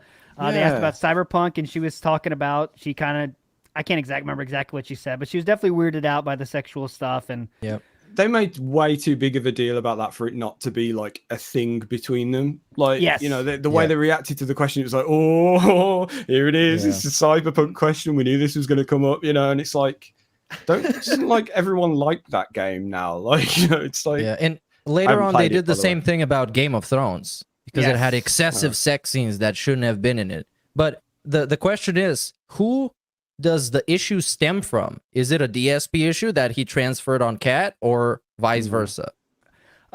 This a great question. I think who fucking knows? I think probably Kat's thoughts, and Phil just decided to take that on as like, we can talk about this together. This is something we have in common now, honey. I also don't care about sex. Cool. It's like watching some of those This Is How You Don't plays recently. Like his humor style, pre-Cat was very, boobies. It's a woman. Tits. I'm gonna make a joke about the R word. Whatever. Roll. Oh, the way he explained that the other day was ridiculous as well. Saying about how it's like when something romantic happens in a game, it's like watching a sex scene with your parents in the room, and it's like, that was exactly extremism like and the Pope. The Pope. He changed his metaphor though to be it's like an 80s movie with sex scenes. Even though we're not talking about that, we're talking about a refrigerator. We're talking about sexual. Like whether or not who you should couple up with in Life is Strange, True Colors, and all that kind of stuff. Like he's weird about that. And it's just like a teen. There's no sex, no kissing. It's no nothing. It's just do you like the guy or the girl or whatever it is? And he's weird about that. I think a lot of it stems from Kat. That's what I think, because like I said, Phil has a very like boobies sense of humor before her, so. I don't think that's changed. Yeah. I think it's like a weird combination of factors came together where someone that is so socially stunted as DSP meets someone that is socially and possibly developmentally stunted for some reason, right? And they match. And it's just like, hey, that stuff's weird for me for this reason, even though they don't consciously think about it. Hey, that stuff's weird for me for this reason. They don't consciously think about it. And then they just matched up. And now it's like, we both don't give a shit about intimacy in any way, even on the TV screen, for whatever reason. And Kat could have a history we don't know about that shit, as she has, allegedly was abused. When that can fuck you up, right? Abuse is no fucking joke, dude. Imagine if it's all like a big misunderstanding, and it's like he thinks that she feels one way and she thinks he feels one way. So like they're both kind of weird about it, but like they never actually talk about it, so they don't know. They both know they're both on eggshells about probably most everything. Speaking of that, there's this other insulting moment where some dent brought up some games. Would you ever play these or these? And Phil says to her like, "Whoa, those games got a lot of reading. I don't know." Yeah. Oh yeah. And it's like, it's reading, honey. Persona? Don't give her answering for her again. Answering for her. There's a lot of reading, honey. I know you don't like that. Yeah, Kat doesn't like to read. Ew. Said Danganronpa was like too gruesome. Let's think about that. Shout outs to she still wants to go to Japan, by the way. We did hear that. And Phil said we just can't afford it, lying through his fucking teeth. So Mike Clum, if we're going to talk about her dreams and honeymoon, we better hear how much you spent on WWE Champions, right? You can't leave that part out of the story. They would freak out in Japan if they're so weirded out by sexual stuff, because there's a lot of that out in the open. You know, ALT. You know. Imagine if that's like the big finale. Like they can't think of a finale, so it's like, Mike Clum pays for them to go to Japan, and there's that shot of them like at the airport or something, and he's just there on his phone. Could you imagine? That'd be brilliant. That's the best. Beautiful. Best ending. I do want to give a shout out to Oak. Yeah, go ahead, Mirka. I never thought about this, but Sam brings a fantastic point. What if Mike Clum somehow sponsors their honeymoon? Because I'm sure it is going to come up that they never actually had a honeymoon because Phil he's working 9 to 5 to 10 to 20 every single day, man. And he just can't afford to do it because he needs that money. Yeah. And that would be might the most be possible. wholesome timeline, yes. But let's just think about that line. Like if Mike Clum goes on that line, he knows, I trust him to be this level of a filmmaker. He knows he can't do that without bringing up WB champions. You can't. No. You can't say that like, oh, he's working 6 days a week and he doesn't have money for it. Like that would just be a extreme lie to everyone. If he's talking to developers of WWE champions, that is obviously going to be a point that they bring up in the documentary. So he has to bring that up. And I don't know how that can be spun in a positive light, is what I'm saying. You can't, also, you know?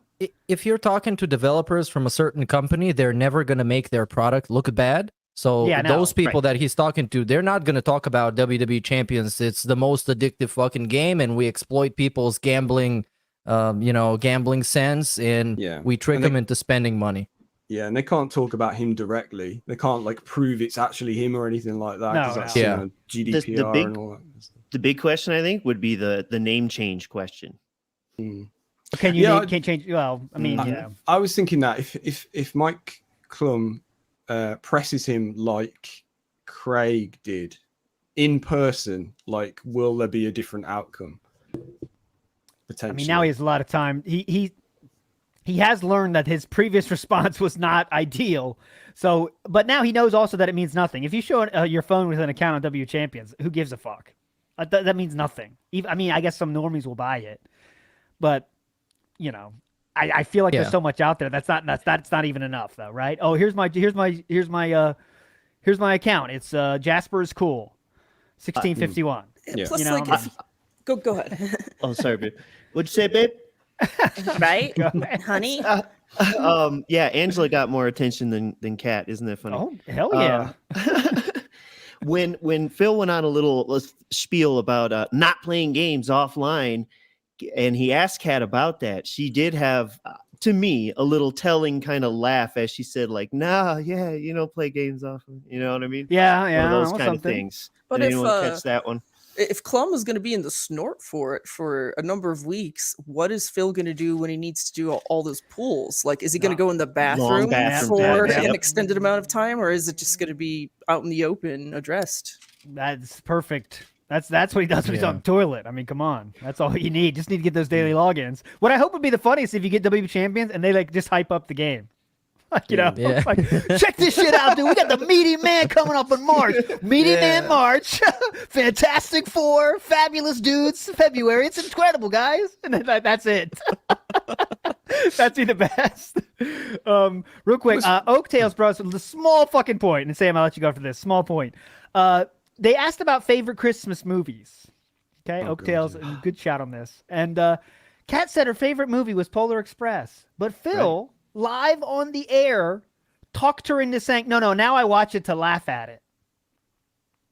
That's how much malleable the mind is. Yeah. That was her favorite movie. Now she watches it to laugh at it because Phil thinks it's not cool. Yeah. I caught that too. You know what I caught? I caught Kat lying about liking K-pop, because I remember back in the day in the first stream they did, she really liked K-pop, and she liked BTS in specific. She mentioned BTS, and now it's like, I don't like K-pop. I wonder why. I wonder if she got influenced by somebody else who doesn't like it. But everyone doesn't like effeminate Asian men. Would everyone like to hear the clip of that? Yes, please. There we go. What kind of music do you like listening to? Do you ever have music on in the background? I love music. Not like me. I don't listen to music. Thanks. Rock, No one asked you. metal. I like all kinds of music. Creed. The only music I don't like is rap. And Get fucked, rap. Someone said K-pop. I hate K-pop. I hate it. Hates. And then Phil laughs. But every other Read kind the of line, music honey. I like rock. I like country. I like metal. I don't like pop. So that's out too. But pretty much everything else I like. There you go. Yeah. It's so like cookie cutter. Like it's like when you ask someone what music they like, and they're just like, "Oh, I just like everything." And then you put something on, and they're like, "What the fuck's this?" You know. Sam, I know how you feel. I like metal, and it's like Creed, you know. Yeah, Nickelback. Well, someone asked later from the about like goal. Pantera. They were dropping a bunch of metal band names, and I don't think they caught any of them. Oh yeah, someone did say Pantera, didn't they? I think. I want to hear Cat go to 5 minutes alone. I want to hear that in the Skyrim. Yeah, they said Pantera, they said Tool, they said Alice in Chains. Yeah, some along those lines. But imagine Mike Clum comes over to the house and they need some chill background music, so they put on some of their favorite African tribal beats that they've talked about liking in the past. And DSP just starts nodding his head as if Cat is talking. Because that's also a huge pattern in these videos. Whenever Cat talks for more than 5 seconds, DSP's just like, he's imagining like he's listening to some badass tribal beats. And just like, just waiting for her to stop, yeah. Dragula. Yeah, he's not listening whatsoever. He's just like checked out, man. Read the lines, honey. Okay. Anyways. Okay, we got a tip from yeah. Phil's Frosty Nipples. Oh, and he got some tips from former detractors. Big ups to those former detractors that said, whoever I'm they a former are. detractor, Phil, but I didn't get the hate on Cat. I don't understand the hate on Cat. She doesn't deserve it. Whatever. Yeah, they went to Phil conversion therapy, and now they're Phil fans. There you go. That was Sam on his other account. Yeah. Let's get. That's why Sam was gone. This is all part of my like grand plan. Yeah. Let's get Steve of the Dead's thoughts in here. Can we get the video up? It's a 5-minute video, not 5 hours. 5 minutes. Let's get Steve's thoughts in here to add to the fun here today. Let's do it. Here it is. Oh. Muted. All right. Sorry, everyone. First time back and all that. Here we go. Hey, everyone. Steve of the Shed here. I'm going to have to be quick because I'm only lighting this with the desk light, so it's shining right in my eyes. What the fuck, lads and ladies, everybody else in between? What the actual fuck, right? I mean, that was my immediate response was like, there's no fucking way. And since then I've been through like this whole kaleidoscope of various thoughts and emotional responses, and I can't let it go, but I also can't really address it as a whole because there's just too much that I want to get into. There's too much about the way she talks and the things that she says. There's too much about like their body language and their interactions between each other. There's too much about the way that he keeps talking over her and he's like guiding her towards answers. Oh, everybody ask questions for Kat. Everybody ask questions for Kat. Stop asking questions for me. Ask questions for Kat. Oh, here's a question, honey. You said this, didn't you? You like this. You don't like this. All the lies as well. All the lies. She says like, oh, I don't like K-pop. But if you watch any of like Phil's videos, he's probably like, oh, K-pop. This is my wife. My wife listens to this. Yeah, Kat always has this on her mix. Yeah, so much of it I could go into. But the one thing that I keep coming back to is, look how desperate he is. Look how desperate he is getting, right? We've had a year of decline at the end of 10 years of decline. And that's really sunk into Phil's ego. That's really like scratched at one of the nerves and really, there's something that's gone wrong with Phil when he's realized, hang on a minute, no, I'm not in decline, am I? I'm not in decline. No. And then you look back over a year of like failing marathons and lowered subs and numbers and all of the things trending downhill. And look how desperate he's become in response to that. He's allowed somebody into his life to document it. He saw like Boogie and, the fact that he's still carrying on despite that documentary. And he thought, I could do that.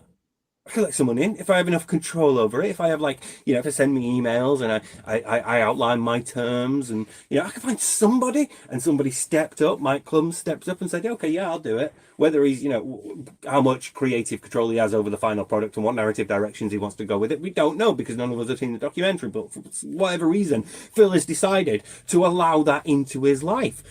Like the first time in 15 years. How long has it been since he did a tour of the house? Since he moved to the condo? Since he moved to Washington, there's been very, very little since then, and so he's allowed someone into his life, and then that's not enough. He's also let his wife on camera. He's brought her back for 5 years. We've had blurry photos, video and footage of Sasquatch or the aliens would not go for as much as video footage of Cat in a natural environment. This is fucking wild. And it just shows how fucking desperate he is. Can any of us imagine a point at any other time since they've got married where we've thought, yeah, I'd let her on camera? It just wouldn't happen. So that's how desperate he's gotten for anything, any source of control, any source of, because I think it's because when the documentary releases and everybody knows, everybody will see Cat in that documentary. So, this is an attempt at Phil exerting some control. Phil doesn't have any control over what goes into the documentary. It's looking like that because, to me at least, because otherwise why would he not just wait? So instead he's heading Mike off at the pass. He's trying to take some of the sting out of this by doing it himself. If you have plans to announce a birthday party or something and you're telling a narcissist and you've kept them in the loop, what will they do? They'll get a bigger surprise for you to take the sting out of your celebrations. They'll try to overshadow your achievements and accomplishments. They'll try to take the focus and attention off what you're announcing by announcing something else. So in this situation, it totally reads as Phil exerting some sort of control over the situation that he doesn't ordinarily have. He can't stop Mike from putting Kat into this video, into this documentary. He can't stop him talking about her. So why not do it yourself? Why not have the control over the situation yourself? And then you can ban people who might bring up detractor comments, and you can control more of it, and you can take the sting and surprise out of Mike's documentary by showing Kat yourself. There's just so much. I need to. This isn't enough. Bed isn't enough. Shed isn't enough. I need to go fix my webcam. ALT, will you click some things and do what you do, and I'll see you all.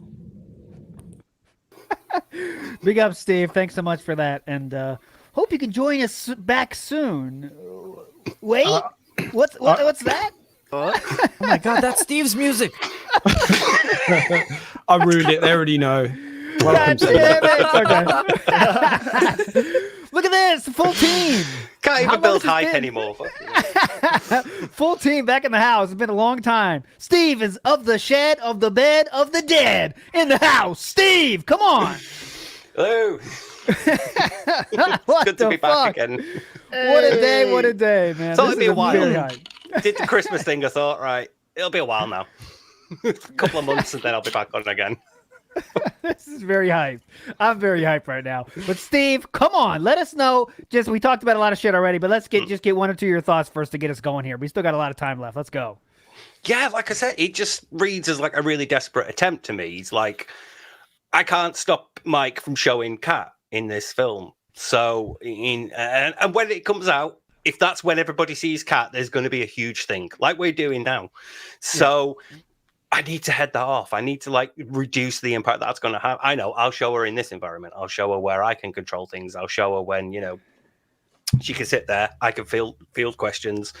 It'll be fine. Compared to if I don't say anything for the next few months and then it's in the documentary, everyone's going to kick off. So he knows that at least. And it's a desperate attempt to claw back some sort of control in a situation where he otherwise has none. So. Do you think that's the thing that Mike Clum would suggest? Or is that Mike? Is that a DSP exclusive thought? I don't know. It might be a thing Mike would suggest, but he could sell it to Phil as look, it's going to be better than when I release a documentary and everybody goes ape shit. You might as well do it now, get it out of the way. So it could be something Mike has sold him, but I don't know. I think it's more likely to be DSP going. Mike said maybe I should do this, so I know I'll do this. Mike says something like, maybe just like gradually reintroduce her into it, and he's like, right, I know, fuck it, dedicated stream. You know, that sort of thing. Typical. Yeah. Obviously, I want you to get your take on though some of the controlling behavior that we saw. Obviously, we're not as qualified as you, but some of that was legitimately scary for some people. I know it made Aquatil emotional. I mean, that's that level, because Aquatil said, I've been in abusive relationships before, and this is like that. And that's just, everything could take whatever they want from it. But can you talk on that a little bit, of some of the controlling behavior we saw? Yeah, well, the most obvious one is when he talks over her, when he's like queued up a question and she's about to say, yeah, I did this, or yeah, I like this, or yeah, I prefer that. And he goes, oh, you prefer this, don't you, honey? You know, oh, yeah, you know, what was the game you liked? Well, I didn't like Starfield that much. And he goes, no, at first you liked it, remember? Yeah. At first you liked it. Because I've told everyone you really liked it, remember? So yeah. I think the benefit of having her off stream for so long is that he's been able to freely lie about everything that she does. Whereas now, obviously, she's like, well, I don't really like K-pop. And he's been like, oh, she's a huge K-pop fan. Just huge examples. But it's the same sort of thing. It's his narrative that he's had and controlled sort of falling a bit, because she's there to go, well, no, I don't like Starfield. Oh, no, but you said you did it first, didn't you? You might not like it now, but at first, remember? Oh, yeah, you told me to say that. Oh, yeah. There's definitely a huge element of that. That was on the second page of the script. I don't think he's controlled her. I don't think he's like coached her to sort of like say, right, when I ask you this, say this. If anybody asks you this, say this. But he might have, like, she's been around him long enough and been subject to his pressures enough that she will repeat phrases. You know, she talked a lot about positivity for somebody who doesn't stream. So, a lot of the philisms are there in her speech as well, which you sort of expect because they're a married couple and they live together.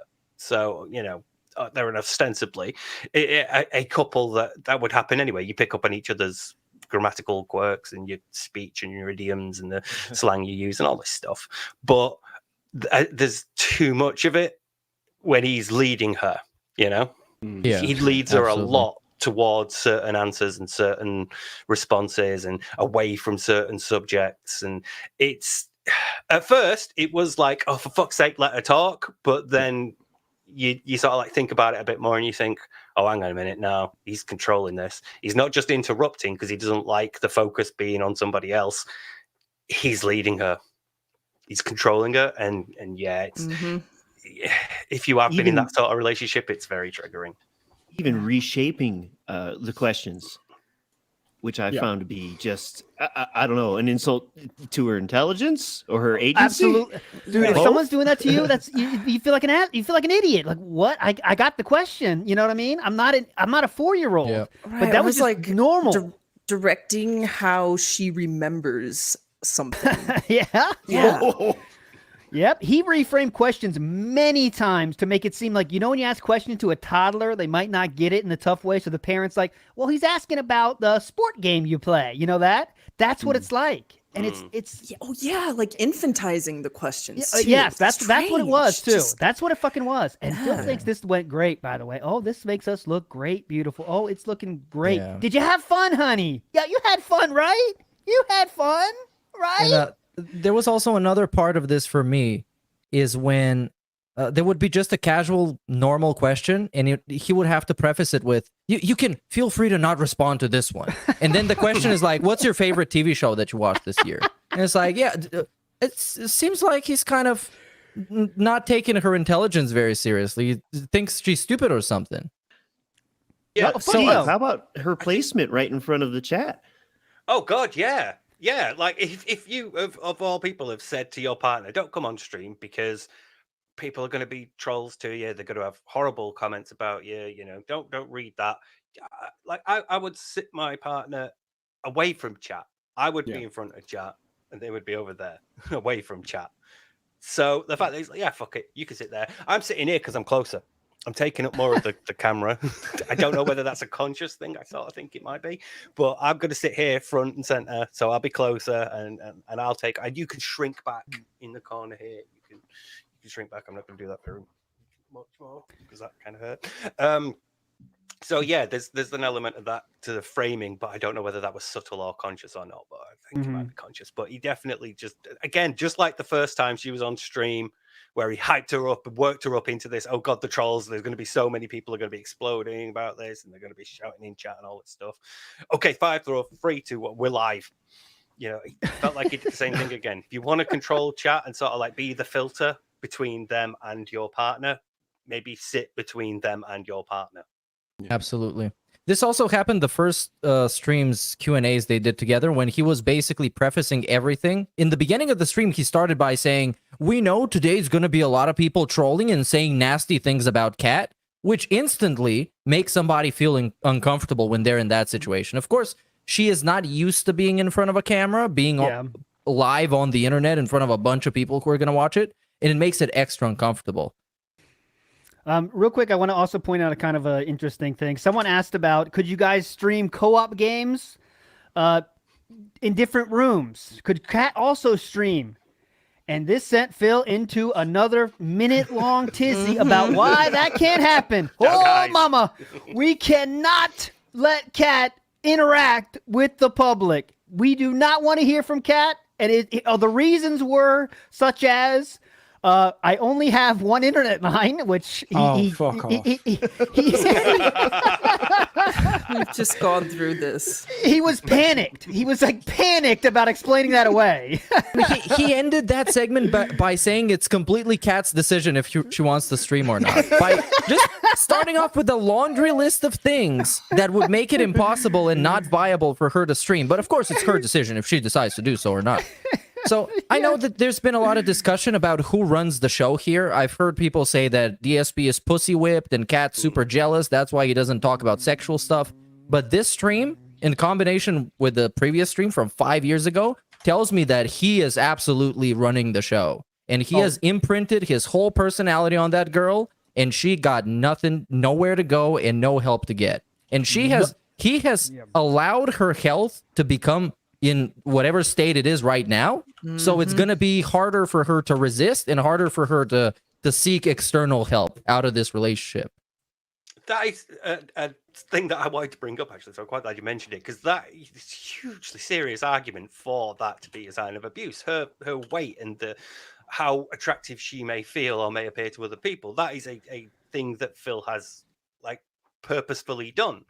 Because it's an incredibly common thing in relationships with narcissists. They will belittle you about your weight and they make you insecure about it. And one of the ways that's very common to deal with your weight is and issues around it is comfort eating. And Phil can supply DoorDash at any time. So, you know, if she starts feeling a bit shit, she starts feeling a bit miserable, you know, or they get a late night craving for a burger or whatever, it just over the years, that's what 5 years of fast food does to you. And that could be a deliberate thing from Phil because he's not put on as much weight as she has. So Phil is still ostensibly a bit more attractive than she is because she's now overweight. And, you know, God, look, who would find her attractive, you know, especially with like that haircut and that dye job, you know, but I'm a bit thinner and, you know, it's, you know, easier for me to get into shape than it is for her. So I'm more attractive. I feel better about myself. I've made you feel shit and I've made you less likely to leave because you are convinced now that you're ugly and out of shape and nobody would want you. So you're not going to leave. And it's one of those really where it stops being Phil, he's such an asshole thing. And no, seriously, this guy's like actual abusive tendencies and the conversation becomes a bit more serious. So I'm sorry for bringing the tone down, but it's something that, you know, should be mentioned a bit. On Tevin's stream, he brought up the clip from Phil playing an older Yakuza game with a lady in game that looked a lot like Kat doing things and showed Phil's reaction to that, which was quite telling. And different from. Let's not forget all the health side Phil segments from the last year, guys. Gotcha. He's going on walks now. He's walking. Let's not forget about all that shit. How do you stay in shape, guys? Don't eat too much. Don't have the thing I do, guys, is don't have snacks in the house. Don't have snacks in the house, and you won't get fat, guys. I can't remember them all, but holy shit, man! With my crutch, but even if you don't have snacks in the house, eating 3,000 calories of DoorDash and fast food a day, that'll do it. That'll do it. Gonna add up.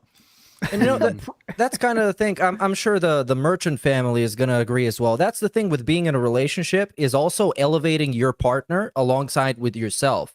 So when he's talking about all the nice, delicious, healthy food he's had and the exercise, that should also, if he really, really cares about Kat, it should reflect on her. It should help her be in shape and healthy and just feeling happy. And it just doesn't seem like that. He can talk all the talk he wants, but you know, you can see the difference, and it's really not looking good. Did anybody ask her about breaking the exercise bike? No. Oh, there's no way that's being allowed. That's that's like a second or third stream kind of thing. I'll break her in. When they run out of stuff to ask. Yeah. No, I would love to ask that. Like, how do you feel when Phil portrays you like this? How do you feel when you hear Phil saying you've broken everything? Yeah. You've broken the shower, the car, the waste disposal, the vacuum cleaner. How does that make you feel? You know? But then again, like ALT said, she may not have like the capacity to recognize what that is and be able to do something about it. She is Phil's like perfect victim because she lacks that like higher awareness of interpersonal relationships and socializing. So yeah, she may actually be stuck. Another he may thing have convinced her, don't talk to your sister. Oh God, yes. Well, Oh, fuck yeah. Segue there, buddy. Don't talk to anyone. First of all, don't talk to anyone. That's probably the line.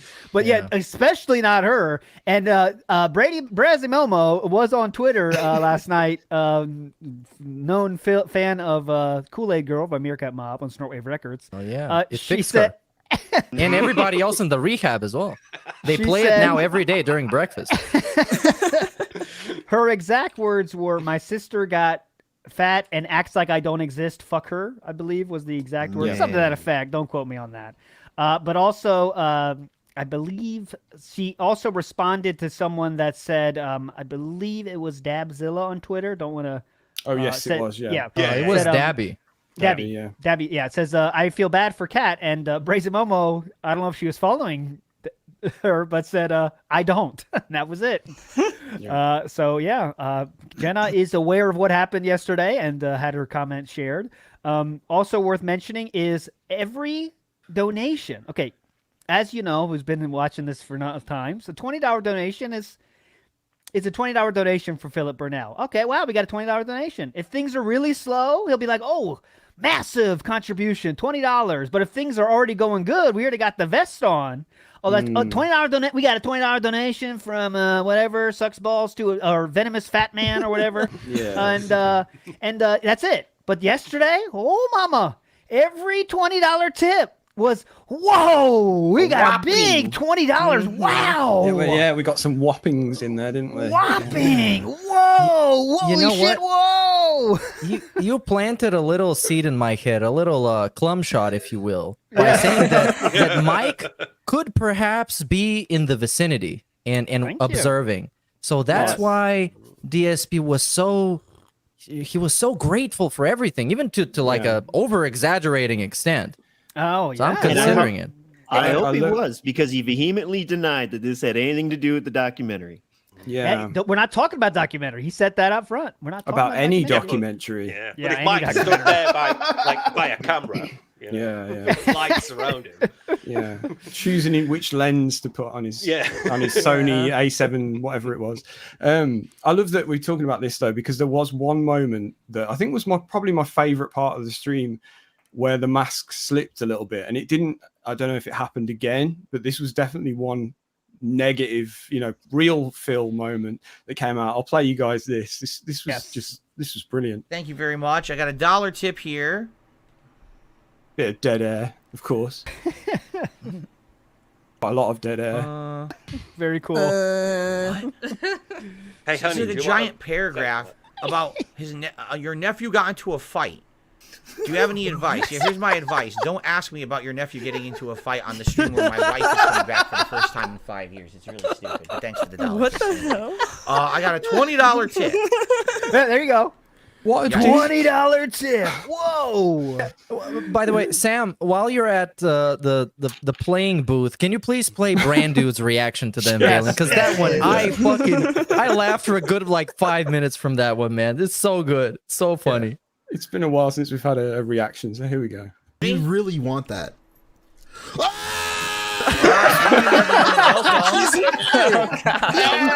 Welcome to the Burnell family stream here on DSP I'm not Gaming. ready. I hope that you're doing well. I was not and I welcome ready. you here to the show. I was not. First of maybe many, we'll see. As we already have Jasper here, and by the way, that wasn't planned. We had no idea what was going to happen. The gang's all with here. Jasper.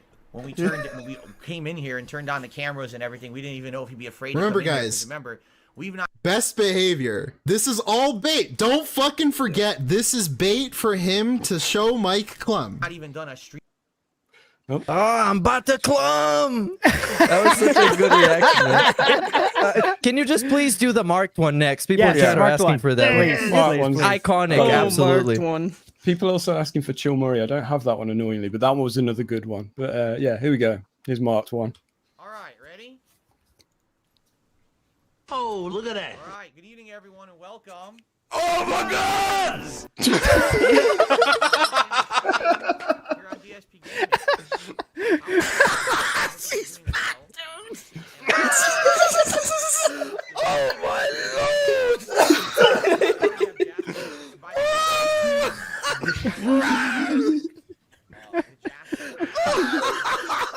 Bro, she's losing her hair like him. Bro, look how big she is. Look how big she is. Oh my God! Oh my God! Oh my God! Oh my fucking God! Holy fucking shit, dude! What's going on? Oh my God! Let's top it off. Let's top it off with 7 if we could. If we have Oh it. yeah, man. The Devin one is a little bit long, but in the end, it's so good. It's a 10 out of 10. Right, bear with. I'm clumming. Definitely. There we go. Here's Toby. This is a pretty weird intro. Oh my God! All right, good evening, everyone, and welcome. Oh my God! Oh my God! To the Burnell family stream here on DSP Gaming. The big tree. How are you all? And I welcome you here to the show. First of maybe many, we'll see. As we already have Jasper here, and by the way, that wasn't planned. We had no idea what was going to happen. No idea. We'll show us her titties. I had to live by a cameras and everything. We didn't even know if he'd be afraid to come in here because remember, we've not even done a. I'm not gonna fat shame, but she used to be a skinny anime lady, and Jesus Christ, she's 2018. fucking. All right. So good evening, everyone. Would you like to say hello? So, here's the deal. We're just here to hang out with you guys. She's a fucking. She's actually a BBW, bro.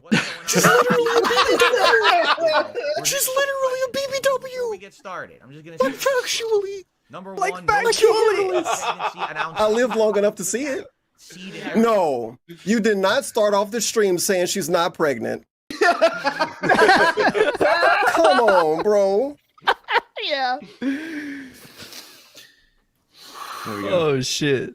I feel like she's factually a BBW is one of them quotes that's just gonna like live on for years now. We're gonna have songs. Songs will be written about that one day. Yeah. But let's not forget that asking questions about a vacation is disrespectful and personal, but bringing up former restraining orders is not disrespectful and personal. Can we agree we learned that yesterday? I mean, we did. It appears. Yeah. So Fine also, line. also bringing up asking for Cat to be on stream by his fans, suggested by his suggestion box. Fucking idiots, mouth droolers. What's wrong with you? When she's ready, she's ready. Well, now she was ready, and I guess you could say that she came up to that conclusion herself, but I think we all fucking know in this room that that was not her conclusion to come to herself. I believe that was a little, let's say, clum suasion. Probably what had a hand in this. You know, I think it was hashtag where's cat. Just kidding. Yeah, your guys' videos, your one Netflix documentary probably started this in motion. So big ups for that. But He did once say it's up to the detractors when she could come back. Didn't he say that once? Mm-hmm. Yeah. Oh, yeah.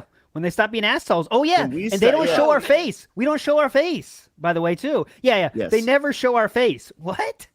What are you talking about? What do you want? Set up a rumble where we all like round table it out? I'm down. You want to round table this out? All right. Send him the link now. We might jump on. Yeah, you hear that? He said Not like Skype. we never show our face. Oh yeah. Detractors, they never show their face. That's why they do. Okay. Yeah, well. I look exactly like that Misery Merchant picture you have right there. We both do.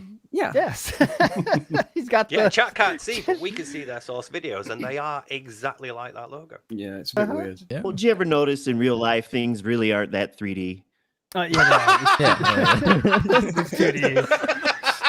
2D. It's like, oh, it's there. You know, that's When someone walks toward you, it's just like an image walking toward you. You know.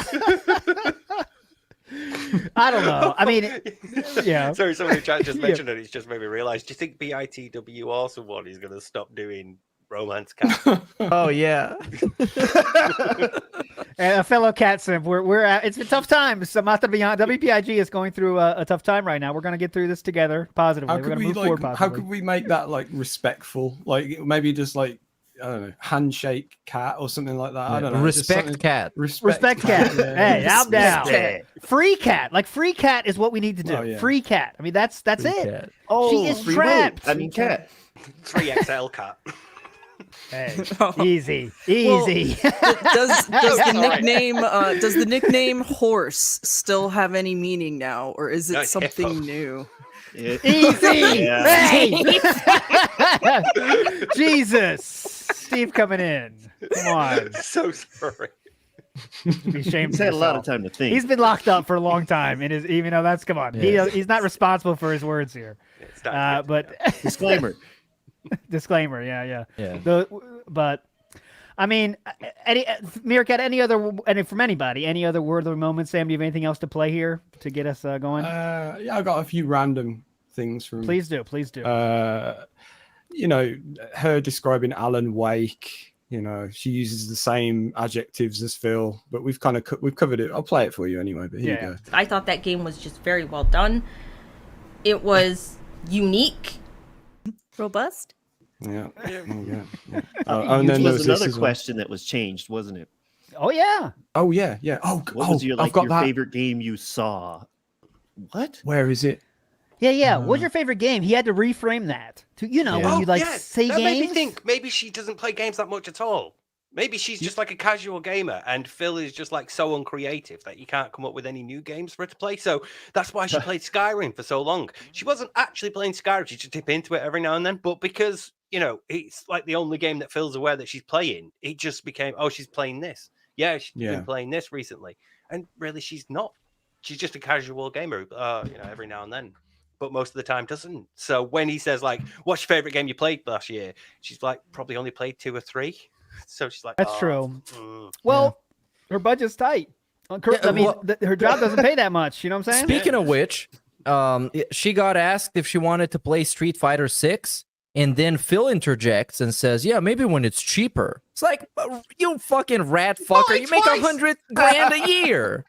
He bought it twice, and he bought a fucking $300 joystick. Can't even buy it for his wife. Dude, and also, he had to pig explain why he got the cheaper Xbox for her. Yeah, he had to pig explain that shit.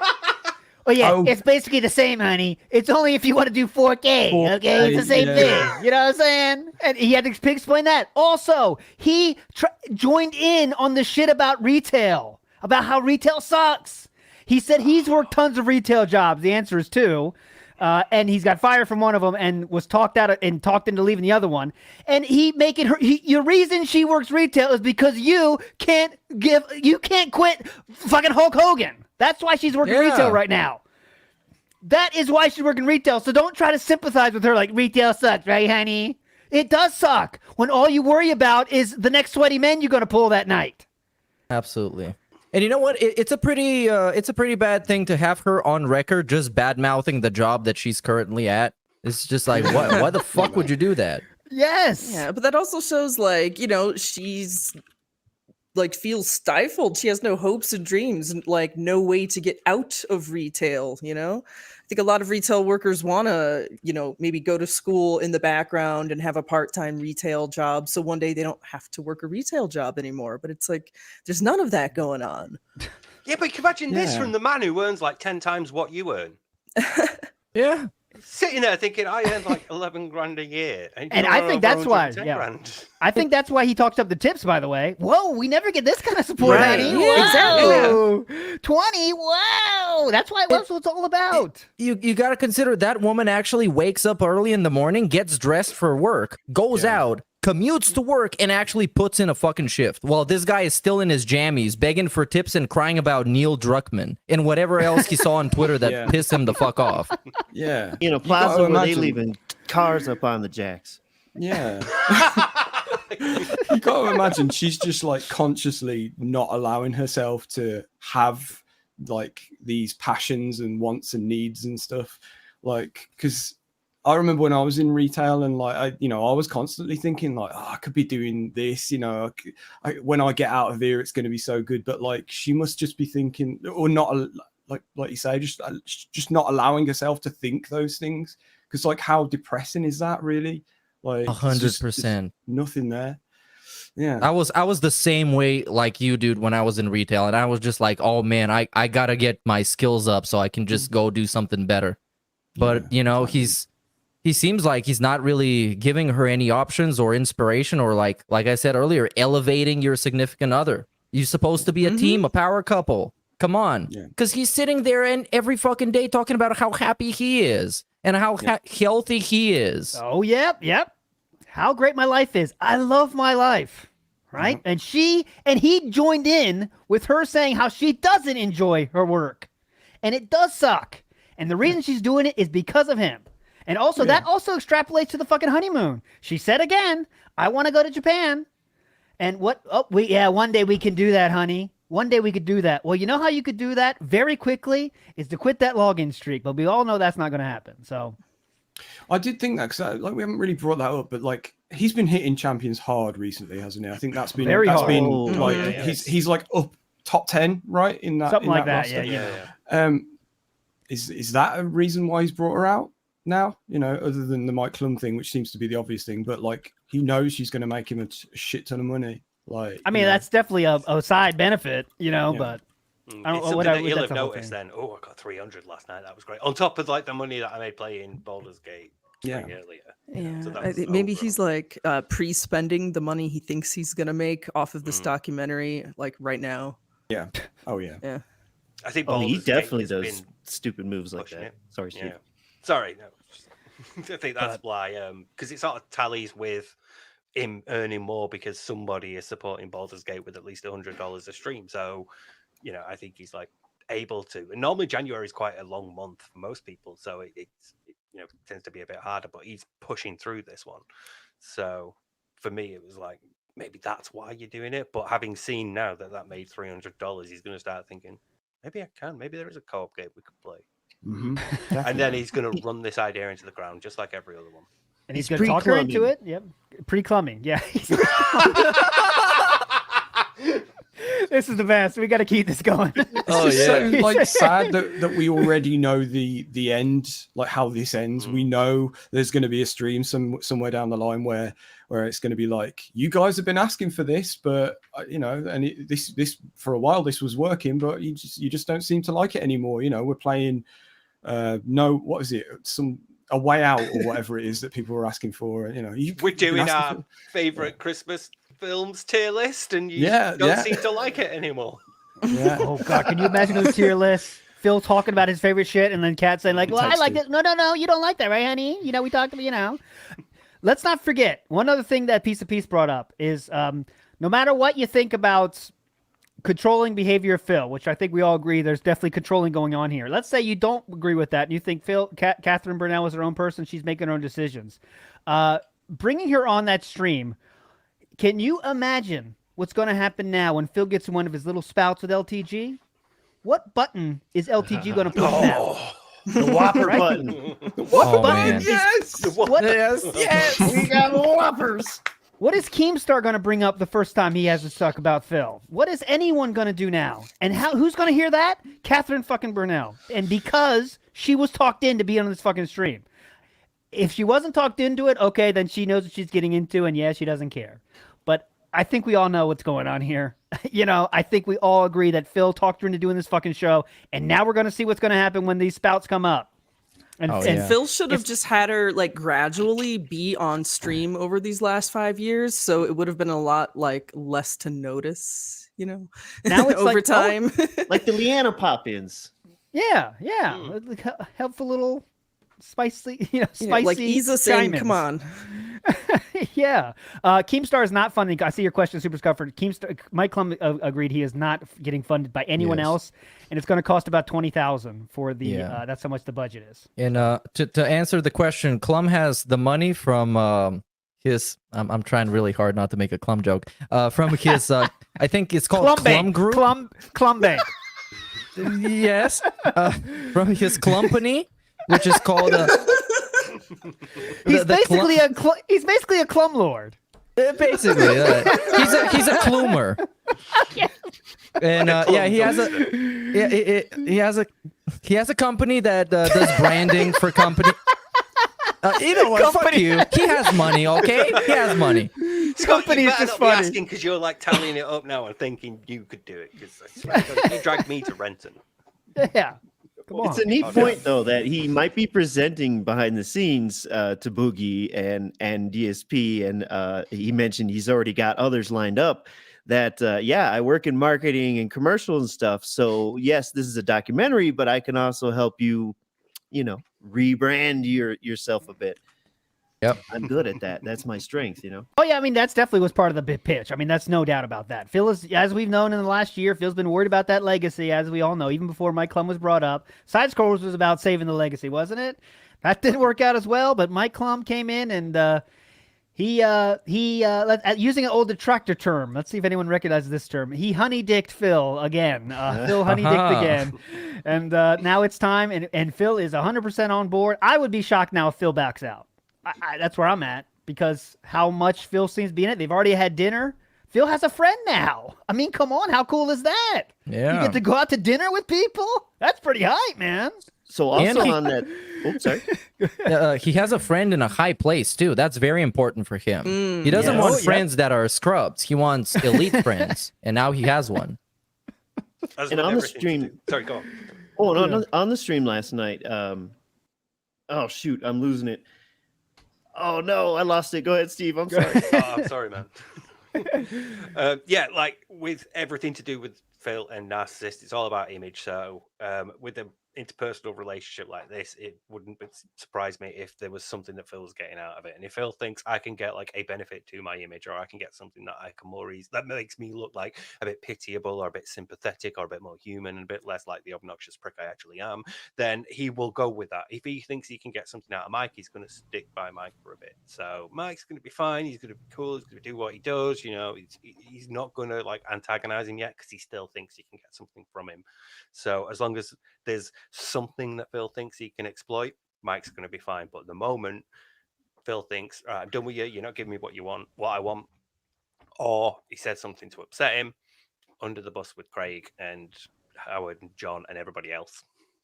Oh God! I mean, it's the time bomb is already ticking for Mike Clum, right? Until Phil hates Mike Clum. It's just how long is it going to take?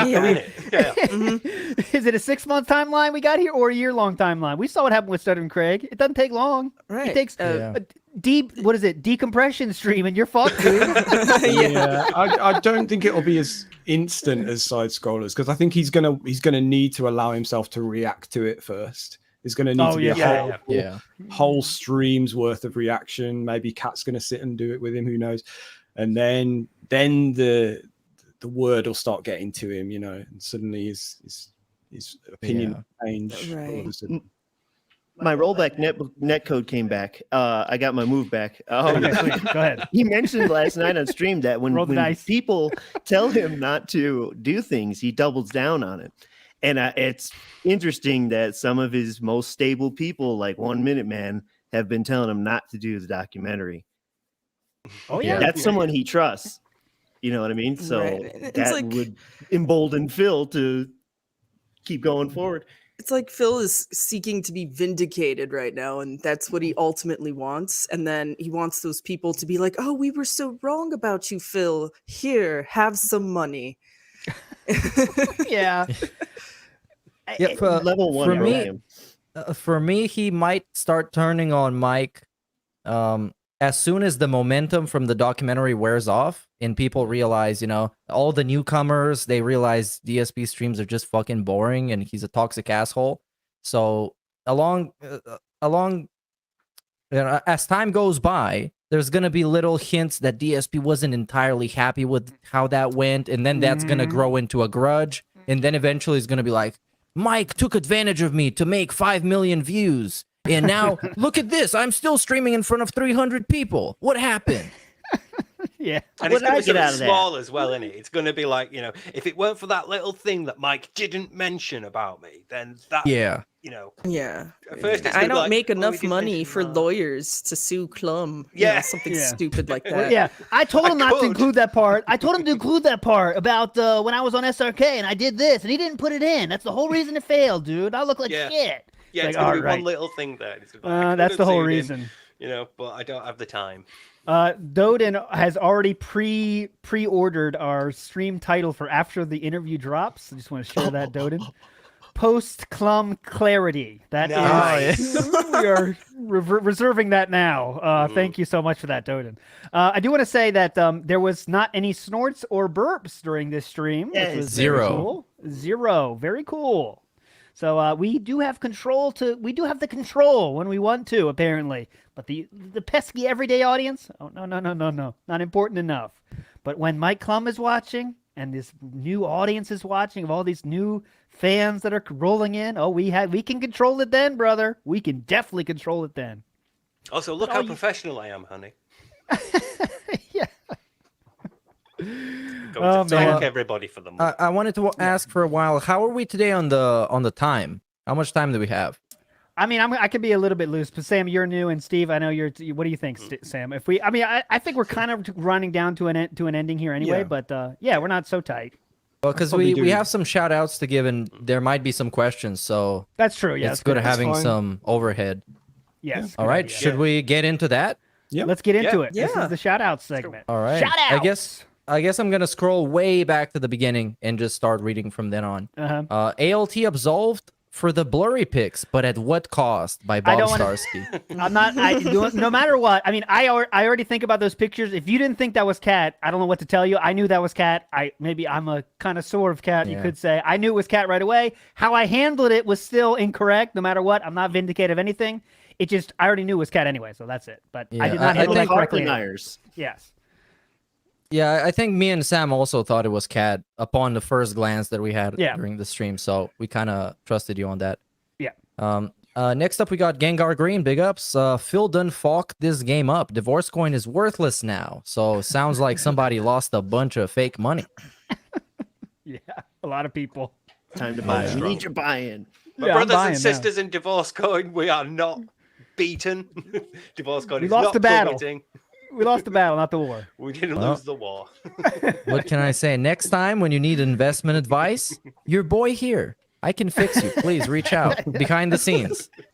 For a small cut, I can tell you which coin is going to be next. Which coin is podcast best? Up next, we got a Razor. Big ups. I thought DSP hates validating what detractors say. He's making some big brain moves, or is he trying to get more money by revealing Cat? Bit of both, maybe. Yeah. He can't do big brain moves, so that's not an option. But I mean, he's thinking he's making a big brain move here.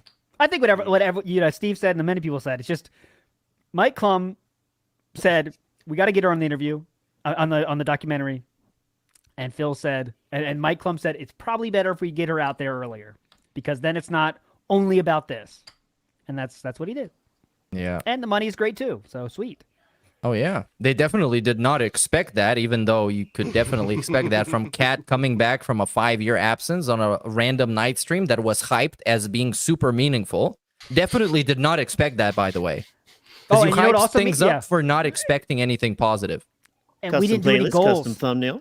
No, yeah, custom playlist, custom thumbnail. Did not plan it. No goals, though, guys. Okay, no goals. Just little goals. We didn't even have goals. Huh? $20. Whoa! How gracious Phil was. We didn't have any goals. Oh, I do have a clip for that actually. Here Please, we go. Yes. I am going to be updating the leaderboard tonight, but it's going to be tough. It's the first time I've ever done it, not from that position. So That I have to position. basically kind of like do this on the fly. Get on the fly. Whoa! He didn't even move the keyboard. He just moved closer to it. Gonna have to do this on the fly, boys. I was wondering about that because he's still being like awkwardly, like there's no difference. He's closer to it if anything. Very odd. And the wireless as well. You got like a wireless keyboard and mouse. On the Can't fly, you just- boys. God damn. Next up, we got Scrappy and Maximus. We're very happy that Sam is back. Big ups. Big ups. Next up, we have Danny the DK, who says, last night was so cringe, but you couldn't help yourself and watch the disaster. They clearly had no chemistry or know each other. Welcome back, Sam. Yeah. Two people that don't know each other. That's what we watched. And for some reason, they're streaming together. And there's no conversation that happens between them. Well, dude, they like the same video games. Come on, and they watch movies together. How can you say they don't know anything? Come on, ruining the family dynamic right here, breaking the fantasy. Yes. That's fine. Next up, we got Boat Knight, who says, "I see. Sam left to overfeed cat. Mission complete." There you go. God damn it, Sam! You motherfucker! We should have Somebody had leaked this apparently because that was not supposed to be public knowledge. we missed opportunity. We should have had a filter on Sam though. That would have been an opportunity. Oh, we thought of that, That would like have been seconds before we disrespectful. went I wouldn't do live. that. Yeah, go ahead. Yeah, shout out Tony T, who says, "You beautiful man, Sam. I missed you. Screw plaque." You know, Fuck dentist plaque, dude. style. Fuck plaque. I'm tired of it. Fucking hell. Shout out to Dewey for the 10. He says, "The dentist. We missed you, but keep Red Dwarf over there in UK land." Oh wow, we got some slander. What? Oh. Well, I mean, you they don't did deserve Red Dwarf, mate. Yeah, you tried to I mean, I'm assuming you're American. You might not be, but like, yeah, you tried to remake it and it didn't go well. So. Yes. Oh wow. It never does. That's gonna be the detractor civil war I've been hearing about. It's UK versus American detractors over Red Dwarf of all things. It will Goddamn. be. Oh, it's the office, isn't it? It's going to be the office too. yeah. In the office. I'll fight. I mean, I'm down. I'll tell you what. We're not going to talk about Australian. Are you being served? Oh God! Wow. Now there's a deep one. Wow. We are already in one podcast beef over The Office and Trailer Park Boys with King Sly. So we need more, dude. We're sparking up that next uprising. And, I recently rewatched all of the UK Offices, man, and that shit holds up. It's so good. Oh, Kat doesn't like that, by the way. She I know, watched yeah, did not it came like up. It came up. She doesn't like anime. Doesn't like anime. Like, I'm sure she doesn't like anime. Right. Love Japan. Doesn't. I mean, I'm not a big anime dude myself, but I mean, at least I know you like Japan. You kind of have a predisposition to enjoy anime in some form. And yeah, Kat doesn't like it. Watching anime. I'm sure I've seen clips of him saying we watch this anime together. Kat, my wife Titan likes one. anime. Yep. Attack on Titan. Chew's favorite. Big ups Chew. Letting me go past the divorce line. Go ahead. So it's like, what does Kat like anymore, right? She's turning into Phil. I don't like anything. Whatever she likes. Yeah, Mint exactly. chocolate Whatever ice cream. Phil allows her to like. Oh, mint chocolate ice cream. Big ups. That was a good spot. Someone asked her favorite ice You cream. know, I really do like mint chocolate ice cream too. Ooh, chemistry. Clumistry. Clumistry? Yes. Hey, babe, we got some clumistry. Yeah. Oh yeah. Getting clummy tonight, boys. Ooh, hey. Oh yeah. Also, they didn't want to kiss on stream, even though they've done it before. But there was a huge segment about this. Oh yeah. Phil reacted like they were basically people forcing him to kiss, and it was just somebody asking, "Hey, are you guys gonna kiss? You're actually like husband and wife, so like, why not?" And he said he didn't want to get makeup on him, and then earlier in the stream, he like completely turned down that makeup question too. So he's like, makeup, yuck, girls. Yeah. Shout out to Matt. A shout out to Matt who says, "Welcome back, Sam. We missed you." Missed you too. Yeah. Big ups to CTC Jackie who says, "I know DSP was looking for new whales for his channel, but this is ridiculous." This is That's toxic. Shout out to D-Dog 1968 for the 20 who says, "Is Sniper Wolf working for DSP Throwback?" Yeah, that'd be Would she work for free? I don't think she would. I hope so. Have you seen the thumbnails? Is she AI upscaled? I don't know. Oh yeah. Filtered. Somebody Yeah, is. filtered. I'm They say the camera adds 10 pounds, guys. Yeah. How many cameras were on her? Steve's toxic. Next one. Shut up, everybody. This is supposed to be positive. Yeah, positive. Body we got, positive stream. Yeah, speaking of positive, up next we got Hate Army. Shout out for Hate. We gotta put this towards the Mango Cluminade fund. Oh, fun. Okay. The Down. Cluminade. Sure. Oh, God. Logan K says Clumilingus. Big up, Sam. Welcome back. I missed that one. That was great. You also maybe Sam's a connoisseur of that as well. Yeah. True fans of the show recognize that reference. Then we got Hey, it's all good. Shout out for you. I'd like to know why after all these years he is fine with Cat being on stream. Last night was the most uncomfortable I've ever been watching his stream. And that's an opinion I've heard quite a bit because it genuinely really wasn't comfortable. It was very funny for the first few minutes I discovered this actually happened, and then it got kind of uncomfortable.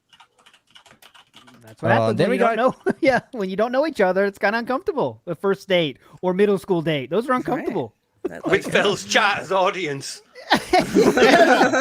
Well, you can't even escape with a good question that might spark conversation because all you're going to get is, what's your favorite food? What games did you play last year? You know.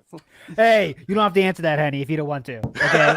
Hey, you, ask about her favorite game? Fuck you. That's personal. My you don't client have does to not answer need to that, but question. Yeah, that's what he sounded like. Yeah, Cat, what is a game? Can you name a game? Big ups to Kevin for the 5. He says, yay, the gang is back. We are. It's been a while. It's nice to feel home. Everybody's here clumming together. There's some positive. Yes. The last one's a club eats with this. Next, big ups to Yona Hual, who says, DSP repeats whatever people he considers adults tell him. I'm a mature adult with a business degree. Is 100% his mom told him something his mom told him about games. All right. Next up, we got D-Dog. Big ups. The suggestion box says bring back Cat. No, Mike Clum says it. It's okay. Absolutely. Allegedly says it. You know, that's what I think. That's what some people are saying, but I don't know. We don't know the reality of stuff. That needs to be that meme where it's like the top frame is him going and the bottom frame is him having a drink. Yeah. yeah. Yep. Daily Clum shots. God. So next up we got Michael Solo, who says if a man really cares for and loves his wife, he doesn't sit back and enable her to eat her emotions. Documentary should focus on this sham marriage. I agree with the first part of the sentence very much. If he really cared, then he would put some more effort in his wife feeling good and healthy.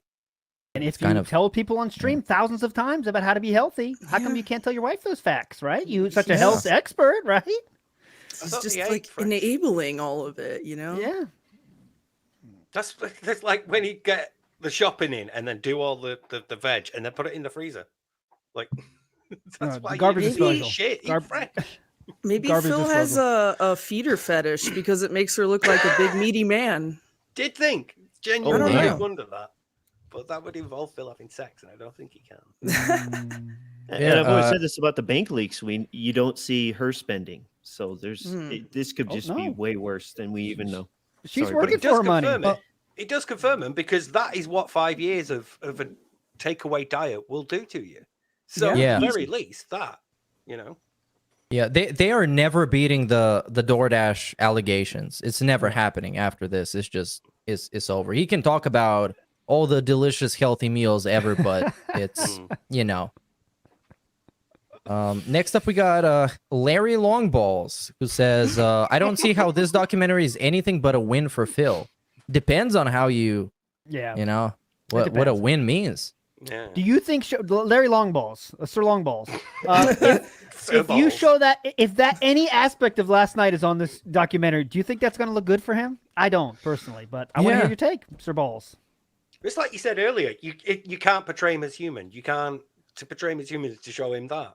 It's to show him as he is, and that is bad.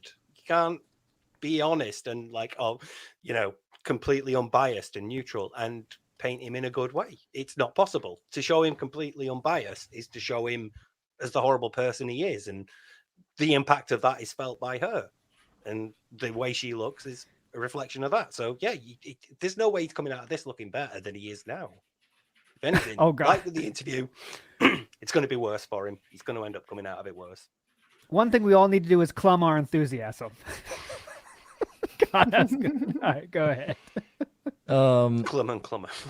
I just saw last of the Clummer wine, which I thought was funny, just out of nowhere. Which is very UK again. But... God damn it, dude. Next up, we got Duty. If the cat reveal would be a doc, everyone would focus on Fat Cat taking the attention from Phil. Remember Yeah. Project 7 in the Rambo getting praise? Yeah. I wrote the funny lines, dude. Yeah. Good point. Good point. Next up, Francisco asks, who is the new WPIG mascot, ALT? Did you consult Mr. Clum about possible candidates? I did not have any Clum discussions with Sir Clum about this, but I you know what? Style, isn't it? We're No Clum still sessions. we're still having Clum discussions about it, so we're gonna figure out what's gonna happen here. I in the end, I still support Kat. I still support Kat. I want the best for her, and I hope she gets out of there. So we'll see. But it did put a big damper on the good ending that I thought could be possible, and now it's just not possible. I don't think. I mean, maybe it could happen down the road, but it's not anytime soon that I thought it could be. But yeah, go ahead. Yep.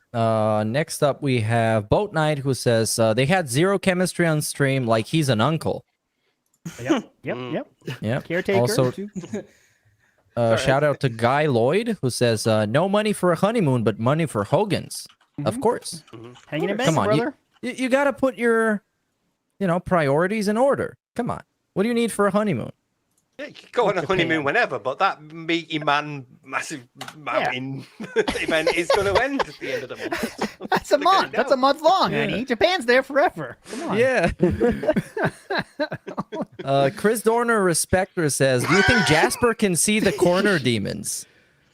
Yes. Yeah. I mean, Cats are he can- very in tune with corner demons. He can see Unless 60 it's frames, in 60 so. FPS, then we're finished. Yeah. Oh no, he loves them. That's why Cat doesn't play in 4K, because Jasper's normally downstairs and they can't have him knackering on the big television. Yeah. Oh man. Shout out for Derek Hill, who asks, did you guys notice he didn't snort or burp? Yes, Yeah. many people brought this up. Very, very interesting. It's almost like he was thinking that somebody else was watching. And, That's a clumstery. yeah. It's a clumspiracy. How long until every single word is just replaced by Clum? Next Clum, episode, basically. The way we're going right now. It's clumming along. Hey, you clum up, Sam. Let's go. It's good that we've clumbed together on something, okay? Yeah, exactly. He works so well. Okay.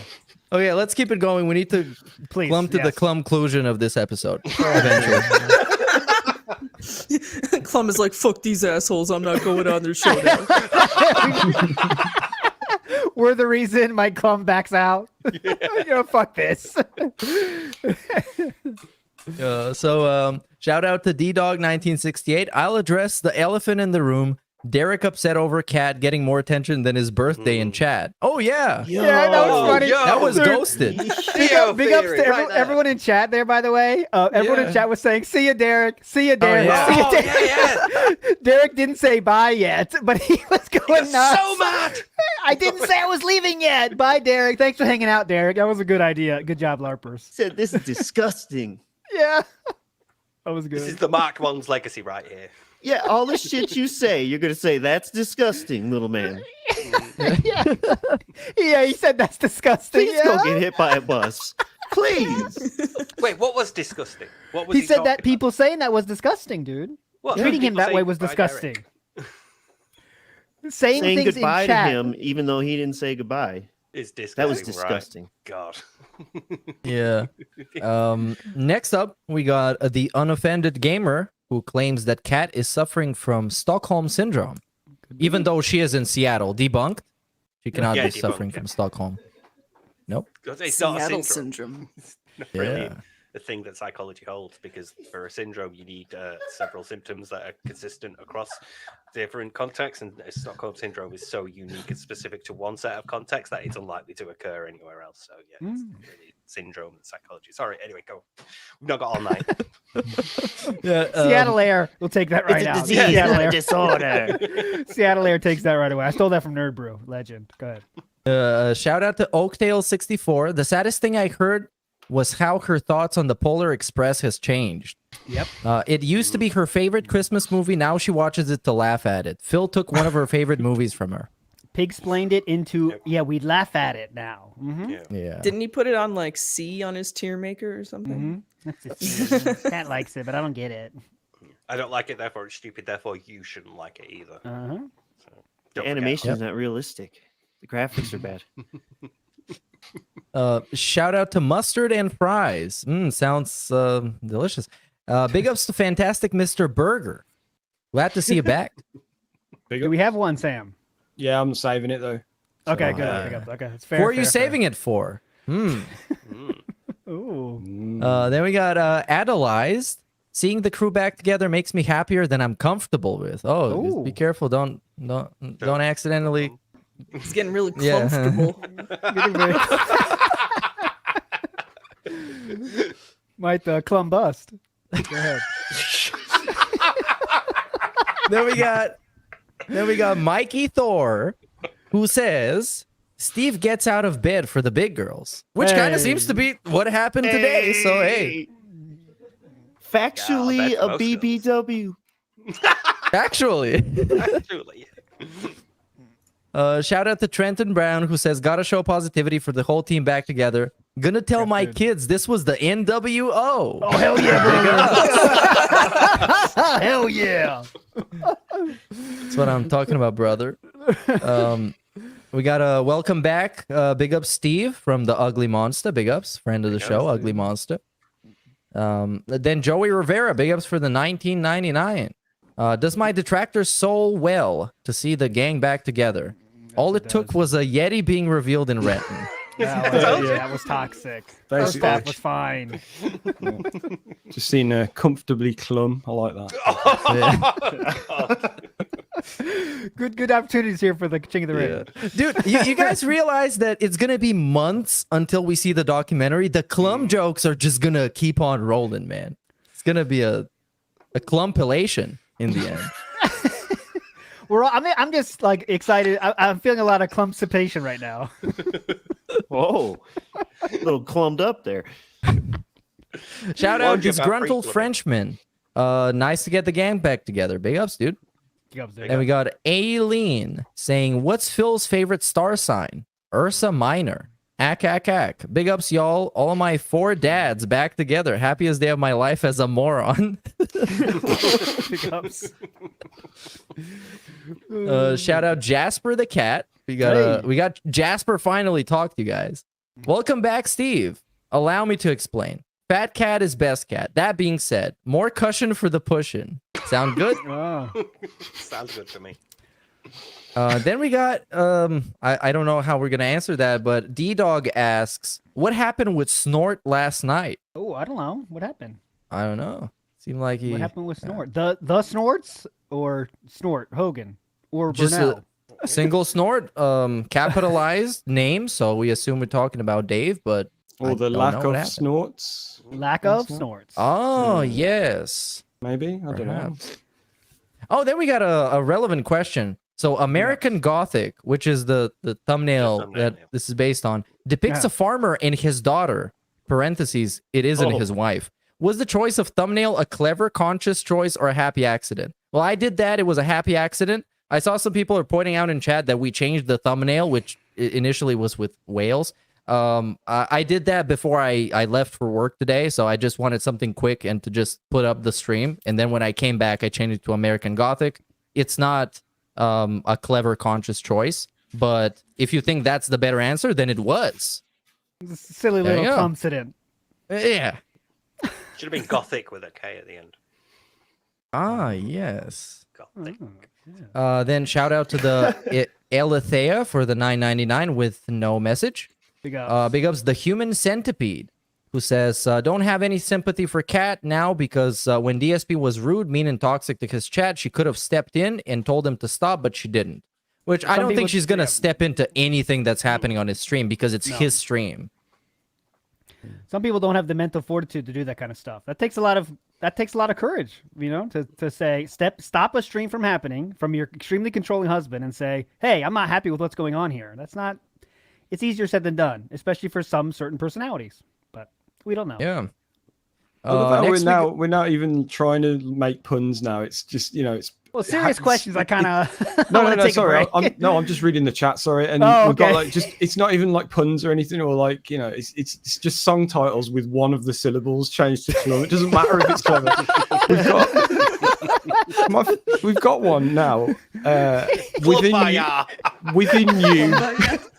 Within you, Clum out you, which is like it's a Beatles. It's that 7-minute track off Sgt. Pepper that everyone skips. The George one.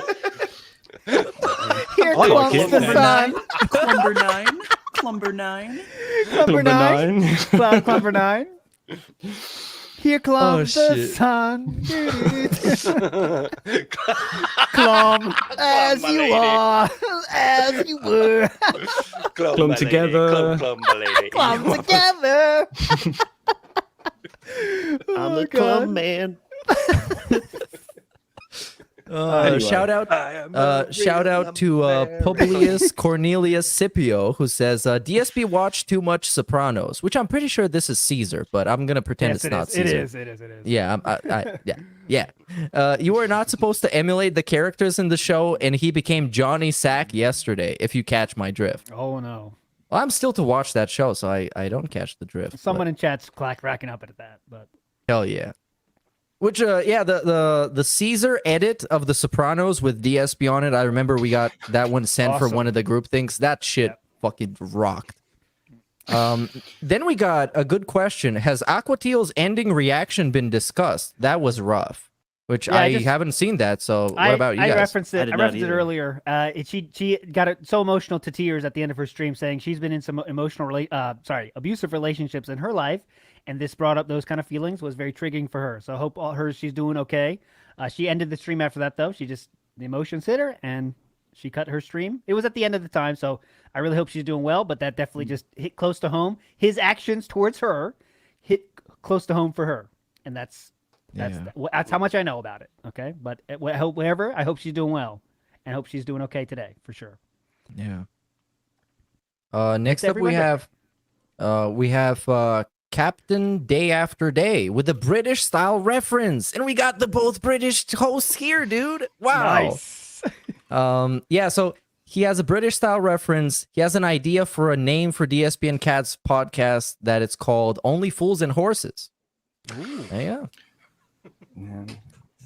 Sam is not. The dentist is not impressed. Steve as well, not impressed. Yeah, you need a better pitch for that. Well, no, but we established that horse isn't accurate anymore, so yeah, we need to anyway. Yeah, that's like last season stuff. That's last season. We're in. We're on season 2024. Season 16, dude. That was good.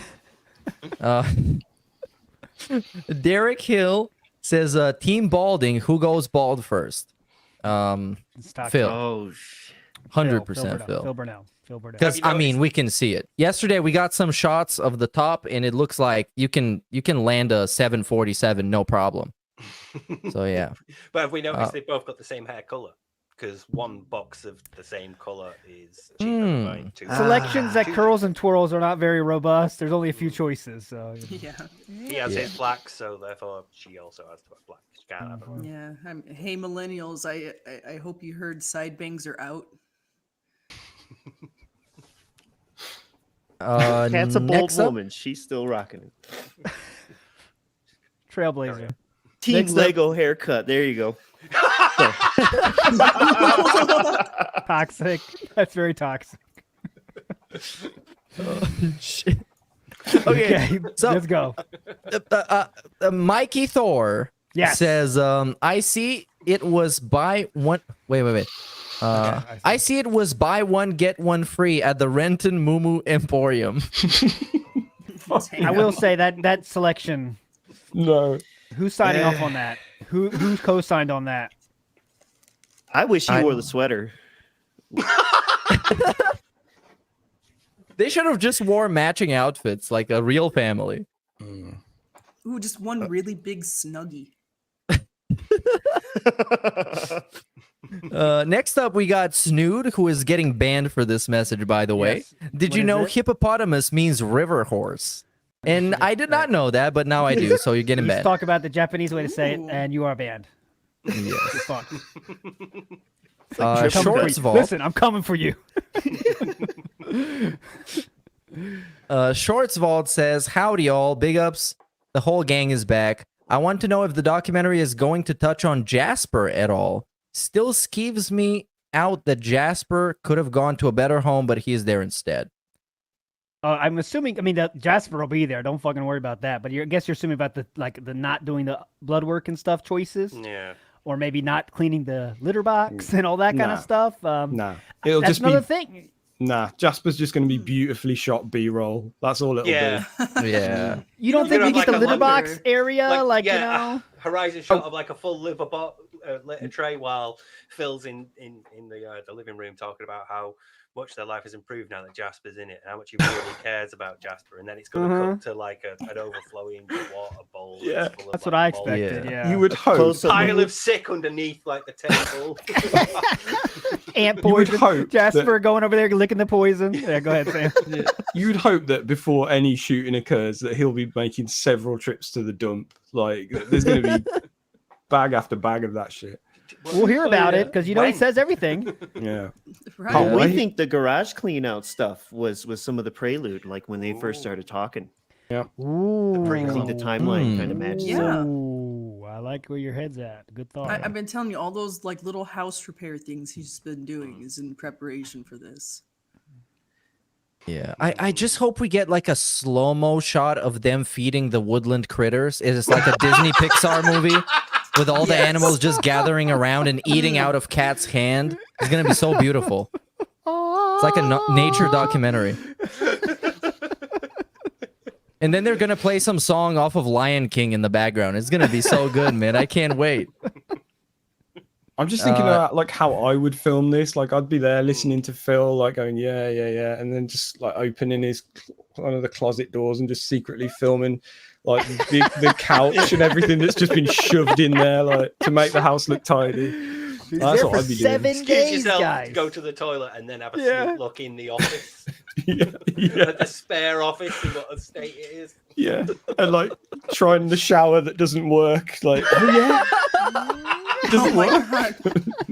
Imagine Like, if close Mike up on the Clum is mold. like staying in their house as a guest for those like 7 to 10 days, and he like goes to take a shower in the morning and like why doesn't Trips this over work? the stool, you know. Holy shit, what's this? Oh, that's the stool. Sorry about that. We got dual sinks though. It's like a dual shock. All right, go ahead. Come on. Big ups to Tuna Sandwich, who says Phil is going to use Clum to bridge the gap back into Rambo's arms, always letting others do his work for him. But Rambo, come back. Imagine that. Come back. The biggest reunion. Well, I mean, if Rambo was up for it, I don't see why not. That could be the most wholesome moment of like the last 10 years in DSP history. I hope Rambo's on it. I mean, he seems like he'd be a good candidate for someone to be on there. Literally made content with Phil Burnell. It'd be so good. They've got the reunion on camera and they start talking and it's edited and shot in such a way that they don't really talk about anything serious and they're like, it was lovely to see you. Can't wait to see you again and all that. And then at the end, just before the credits roll, and it cuts to black with a title card saying DSP and John have not spoken since. Yeah, that's it. DSP having Just not tell the changed truth at of the all. matter. Yeah. Or maybe Mike can have a surprise for Phil, which is John Rambo arriving and they hug it out and then they do crotch chops to the camera and say "fuck Howard." That would be the best. You were never friends, Howard. That's it. We've actually been okay for the last 10 years. Suck it. Yeah. Fuck you, Jaha. yeah. You want a piece of this, Jaha? Meet us here. This is Begamania 2024. All right, go ahead. Sorry. We got to finish this. Big ups to David, who says, I think Kat looks better big. I don't see the issue, but I do wish the best for her, and this isn't it. That's exactly how I feel about it. Yeah, Except I think she looks big better. I think she looks better when she was healthier. I think DSP is just clearly not taking care of his significant other that he claims he loves so much, and that's kind of my only problem. Okay. Then shout out to ES, who says, your use of Clum in every word is very clumsy. True point. Yeah. Well done. That was yeah, well done. Then battery exhausted. Big ups to Super Scuffer, who says, thanks for the money, Clummy. Yeah, we got to get the old classics with Clum in them too. Nice. Yeah. And lastly, but we got to give a shout out to the Human Centipede, who says, good thing they aren't going to have kids because this would happen. Child needs medicine. Bill says, sorry, kiddo. Don't have the money to pay for your medicine. But do you want to see these Hogans I pulled? Oh, Hogans are forever. The kid at some point is going to grow up and move away, but the Hogan, it just stays there, man. You can take a screenshot of it. Yep. We It's like an went through your NFT. vaccines anyway last time. They said you were fine. They asked me about your medical history, and I didn't want to give it to them. The doctor thought he knew better than me when I said Douchebags, right? You know what I'm saying? Nope. So Phil Jr., Street Fighter 7's coming out, and I'm going to move my fighting game content onto the PS6. So that means I have to buy a new joystick. Now, I could use the Quanbar Obsidian 2, but the Obsidian 3's out, and it's only an extra $500. So it's like if Phil wouldn't spend the $300 on Jasper for some blood work, he's not paying for Kat's pre-diabetic blood work that's probably happening right now, and he would never pay for anything for a kid. Oh my God. No, please. No. Please. Hogan, Yeah. Hogan. Well, his Listen whole up, Phil philosophy is Jr. wait until it's broken, then fix it or replace it, rather than actually maintain and take preventative methods to ensure that I don't get to that point. He said about being Jasper and the blood test thing. Like, I've actually been to the emergency vets before with Jasper. We waited for like 8 hours or something in there, and it's like you're supposed to do these things so you don't end up in a position where your cat needs emergency care. But it doesn't matter to him. Easier. He won't do that. Same with the car, oil change. Same with joysticks, buttons, maintenance. Same with equipment, clearing out, unplug your PC and hoover out the insides. Everything. Just buy a new Easier to one. get pity bucks with emergencies. Come on. Yeah. Yeah. You know what, Phil Jr.? Nobody even gets polio anymore. You don't need that shot. What's wrong with you? Come on. I Trying to tried measles and I upsell me. turned Can you out believe fine. that? Yeah. Then we got shout out to Duty, who says series finale. Bill is too busy to entertain Mike. Cat is left to entertain Mike. Mike and Cat clumsumate, and Cat leaves Phil for Mike. That is a massively happy ending. I hope that is the ending we see. It's certainly a happy ending for Mike. Yeah. Actually, he's combusting all over the place. All right, come on. And finally, we got Bob Starsky with the 5. Mike should reach out to T. Carter's family, see if he was actually friends with Phil. Oh, I mean, Okay. we're You know what? laughing, but it is. I can tell you this: Philip Burnell learned of T's passing from an AOL message board group. It God seems damn.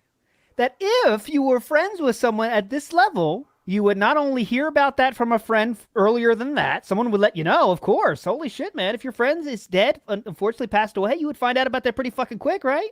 And also, never fucking forget that the first time Phil saw T's precious figures that he found in the closet cleanup that he cried over, he just, these are some Street Fighter figures I found. I got a long time ago, or whatever. That's what he talked. That's how he talked about them in the first condo tour. So they've definitely appreciated in a meaningfulness over the years, So hey, great question for Mike Clum to do. Yeah. And that's all. That's all, you guys. We made it. What a day! made What a it. day, everybody! It has been so awesome. It's been Clumtastic. I mean, what else can I say? It's been like been a dream. It's been a dream to have everyone here. Been Go great ahead. It's conversation with you guys. extreme great conversation. Clumming It's full. terrible.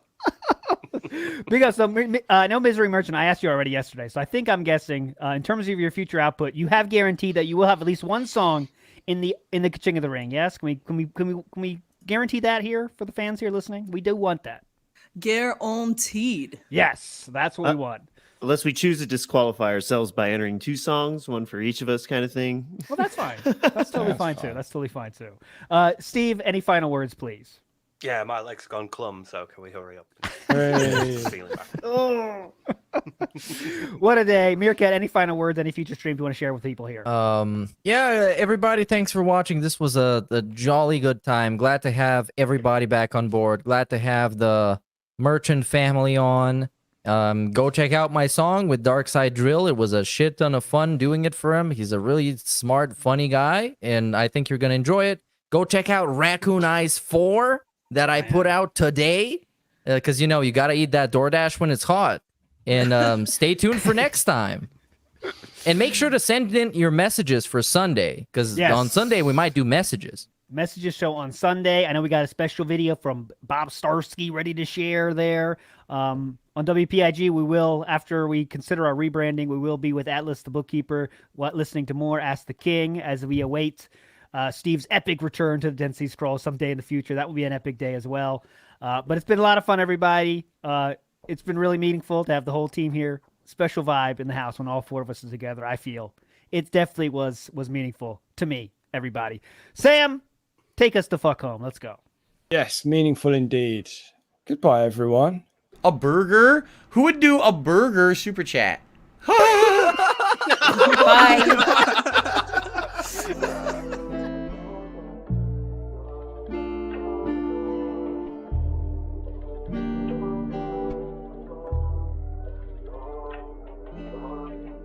This one goes out to the one and only, the big cat, the fat cat. Big ups. I first saw you in Burger King. You took 2 seats, 'cause that ass is way too big. Had a boyfriend, I realized, but you told him lies with your raccoon eyes. The DoorDash is here. Wipe away your tears. Got you extra fries, and they taste just right. Have no fear, there's no trolls here. Kevin made you cry with those raccoon eyes. Raccoon eyes. Raccoon eyes. Kevin made you cry with those raccoon eyes.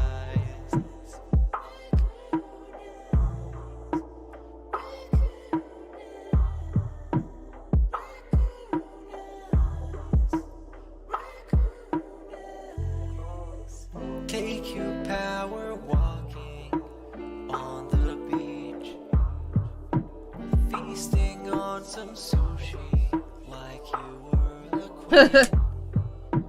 Let me run some errands while you sleep. I can watch you play Skyrim all day this week. Have no fear, there's no trolls here. Kevin made you cry with those raccoon eyes. Raccoon eyes. Raccoon eyes. Kevin made you cry with those raccoon eyes.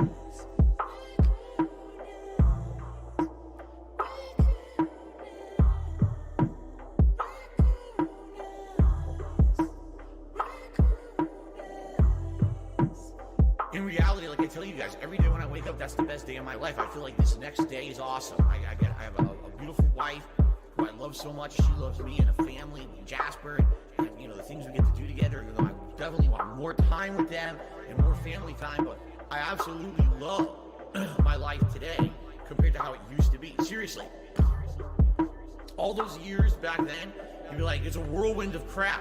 It was me. And by the way, I've told you guys about my past. I used to drink way too much. I would be drinking constantly, all the time, because I was so stressed out. Honestly, when I started with this whole thing, I was depressed many years ago, a decade ago. I didn't like my life or anything. And basically, liquor was the way to kind of get through that. It was, I hate my life. I hate who I am. So let me just drink it all away and just keep pumping out fucking YouTube videos. I don't have to do that shit anymore. I'm happy with who I am. Burger King.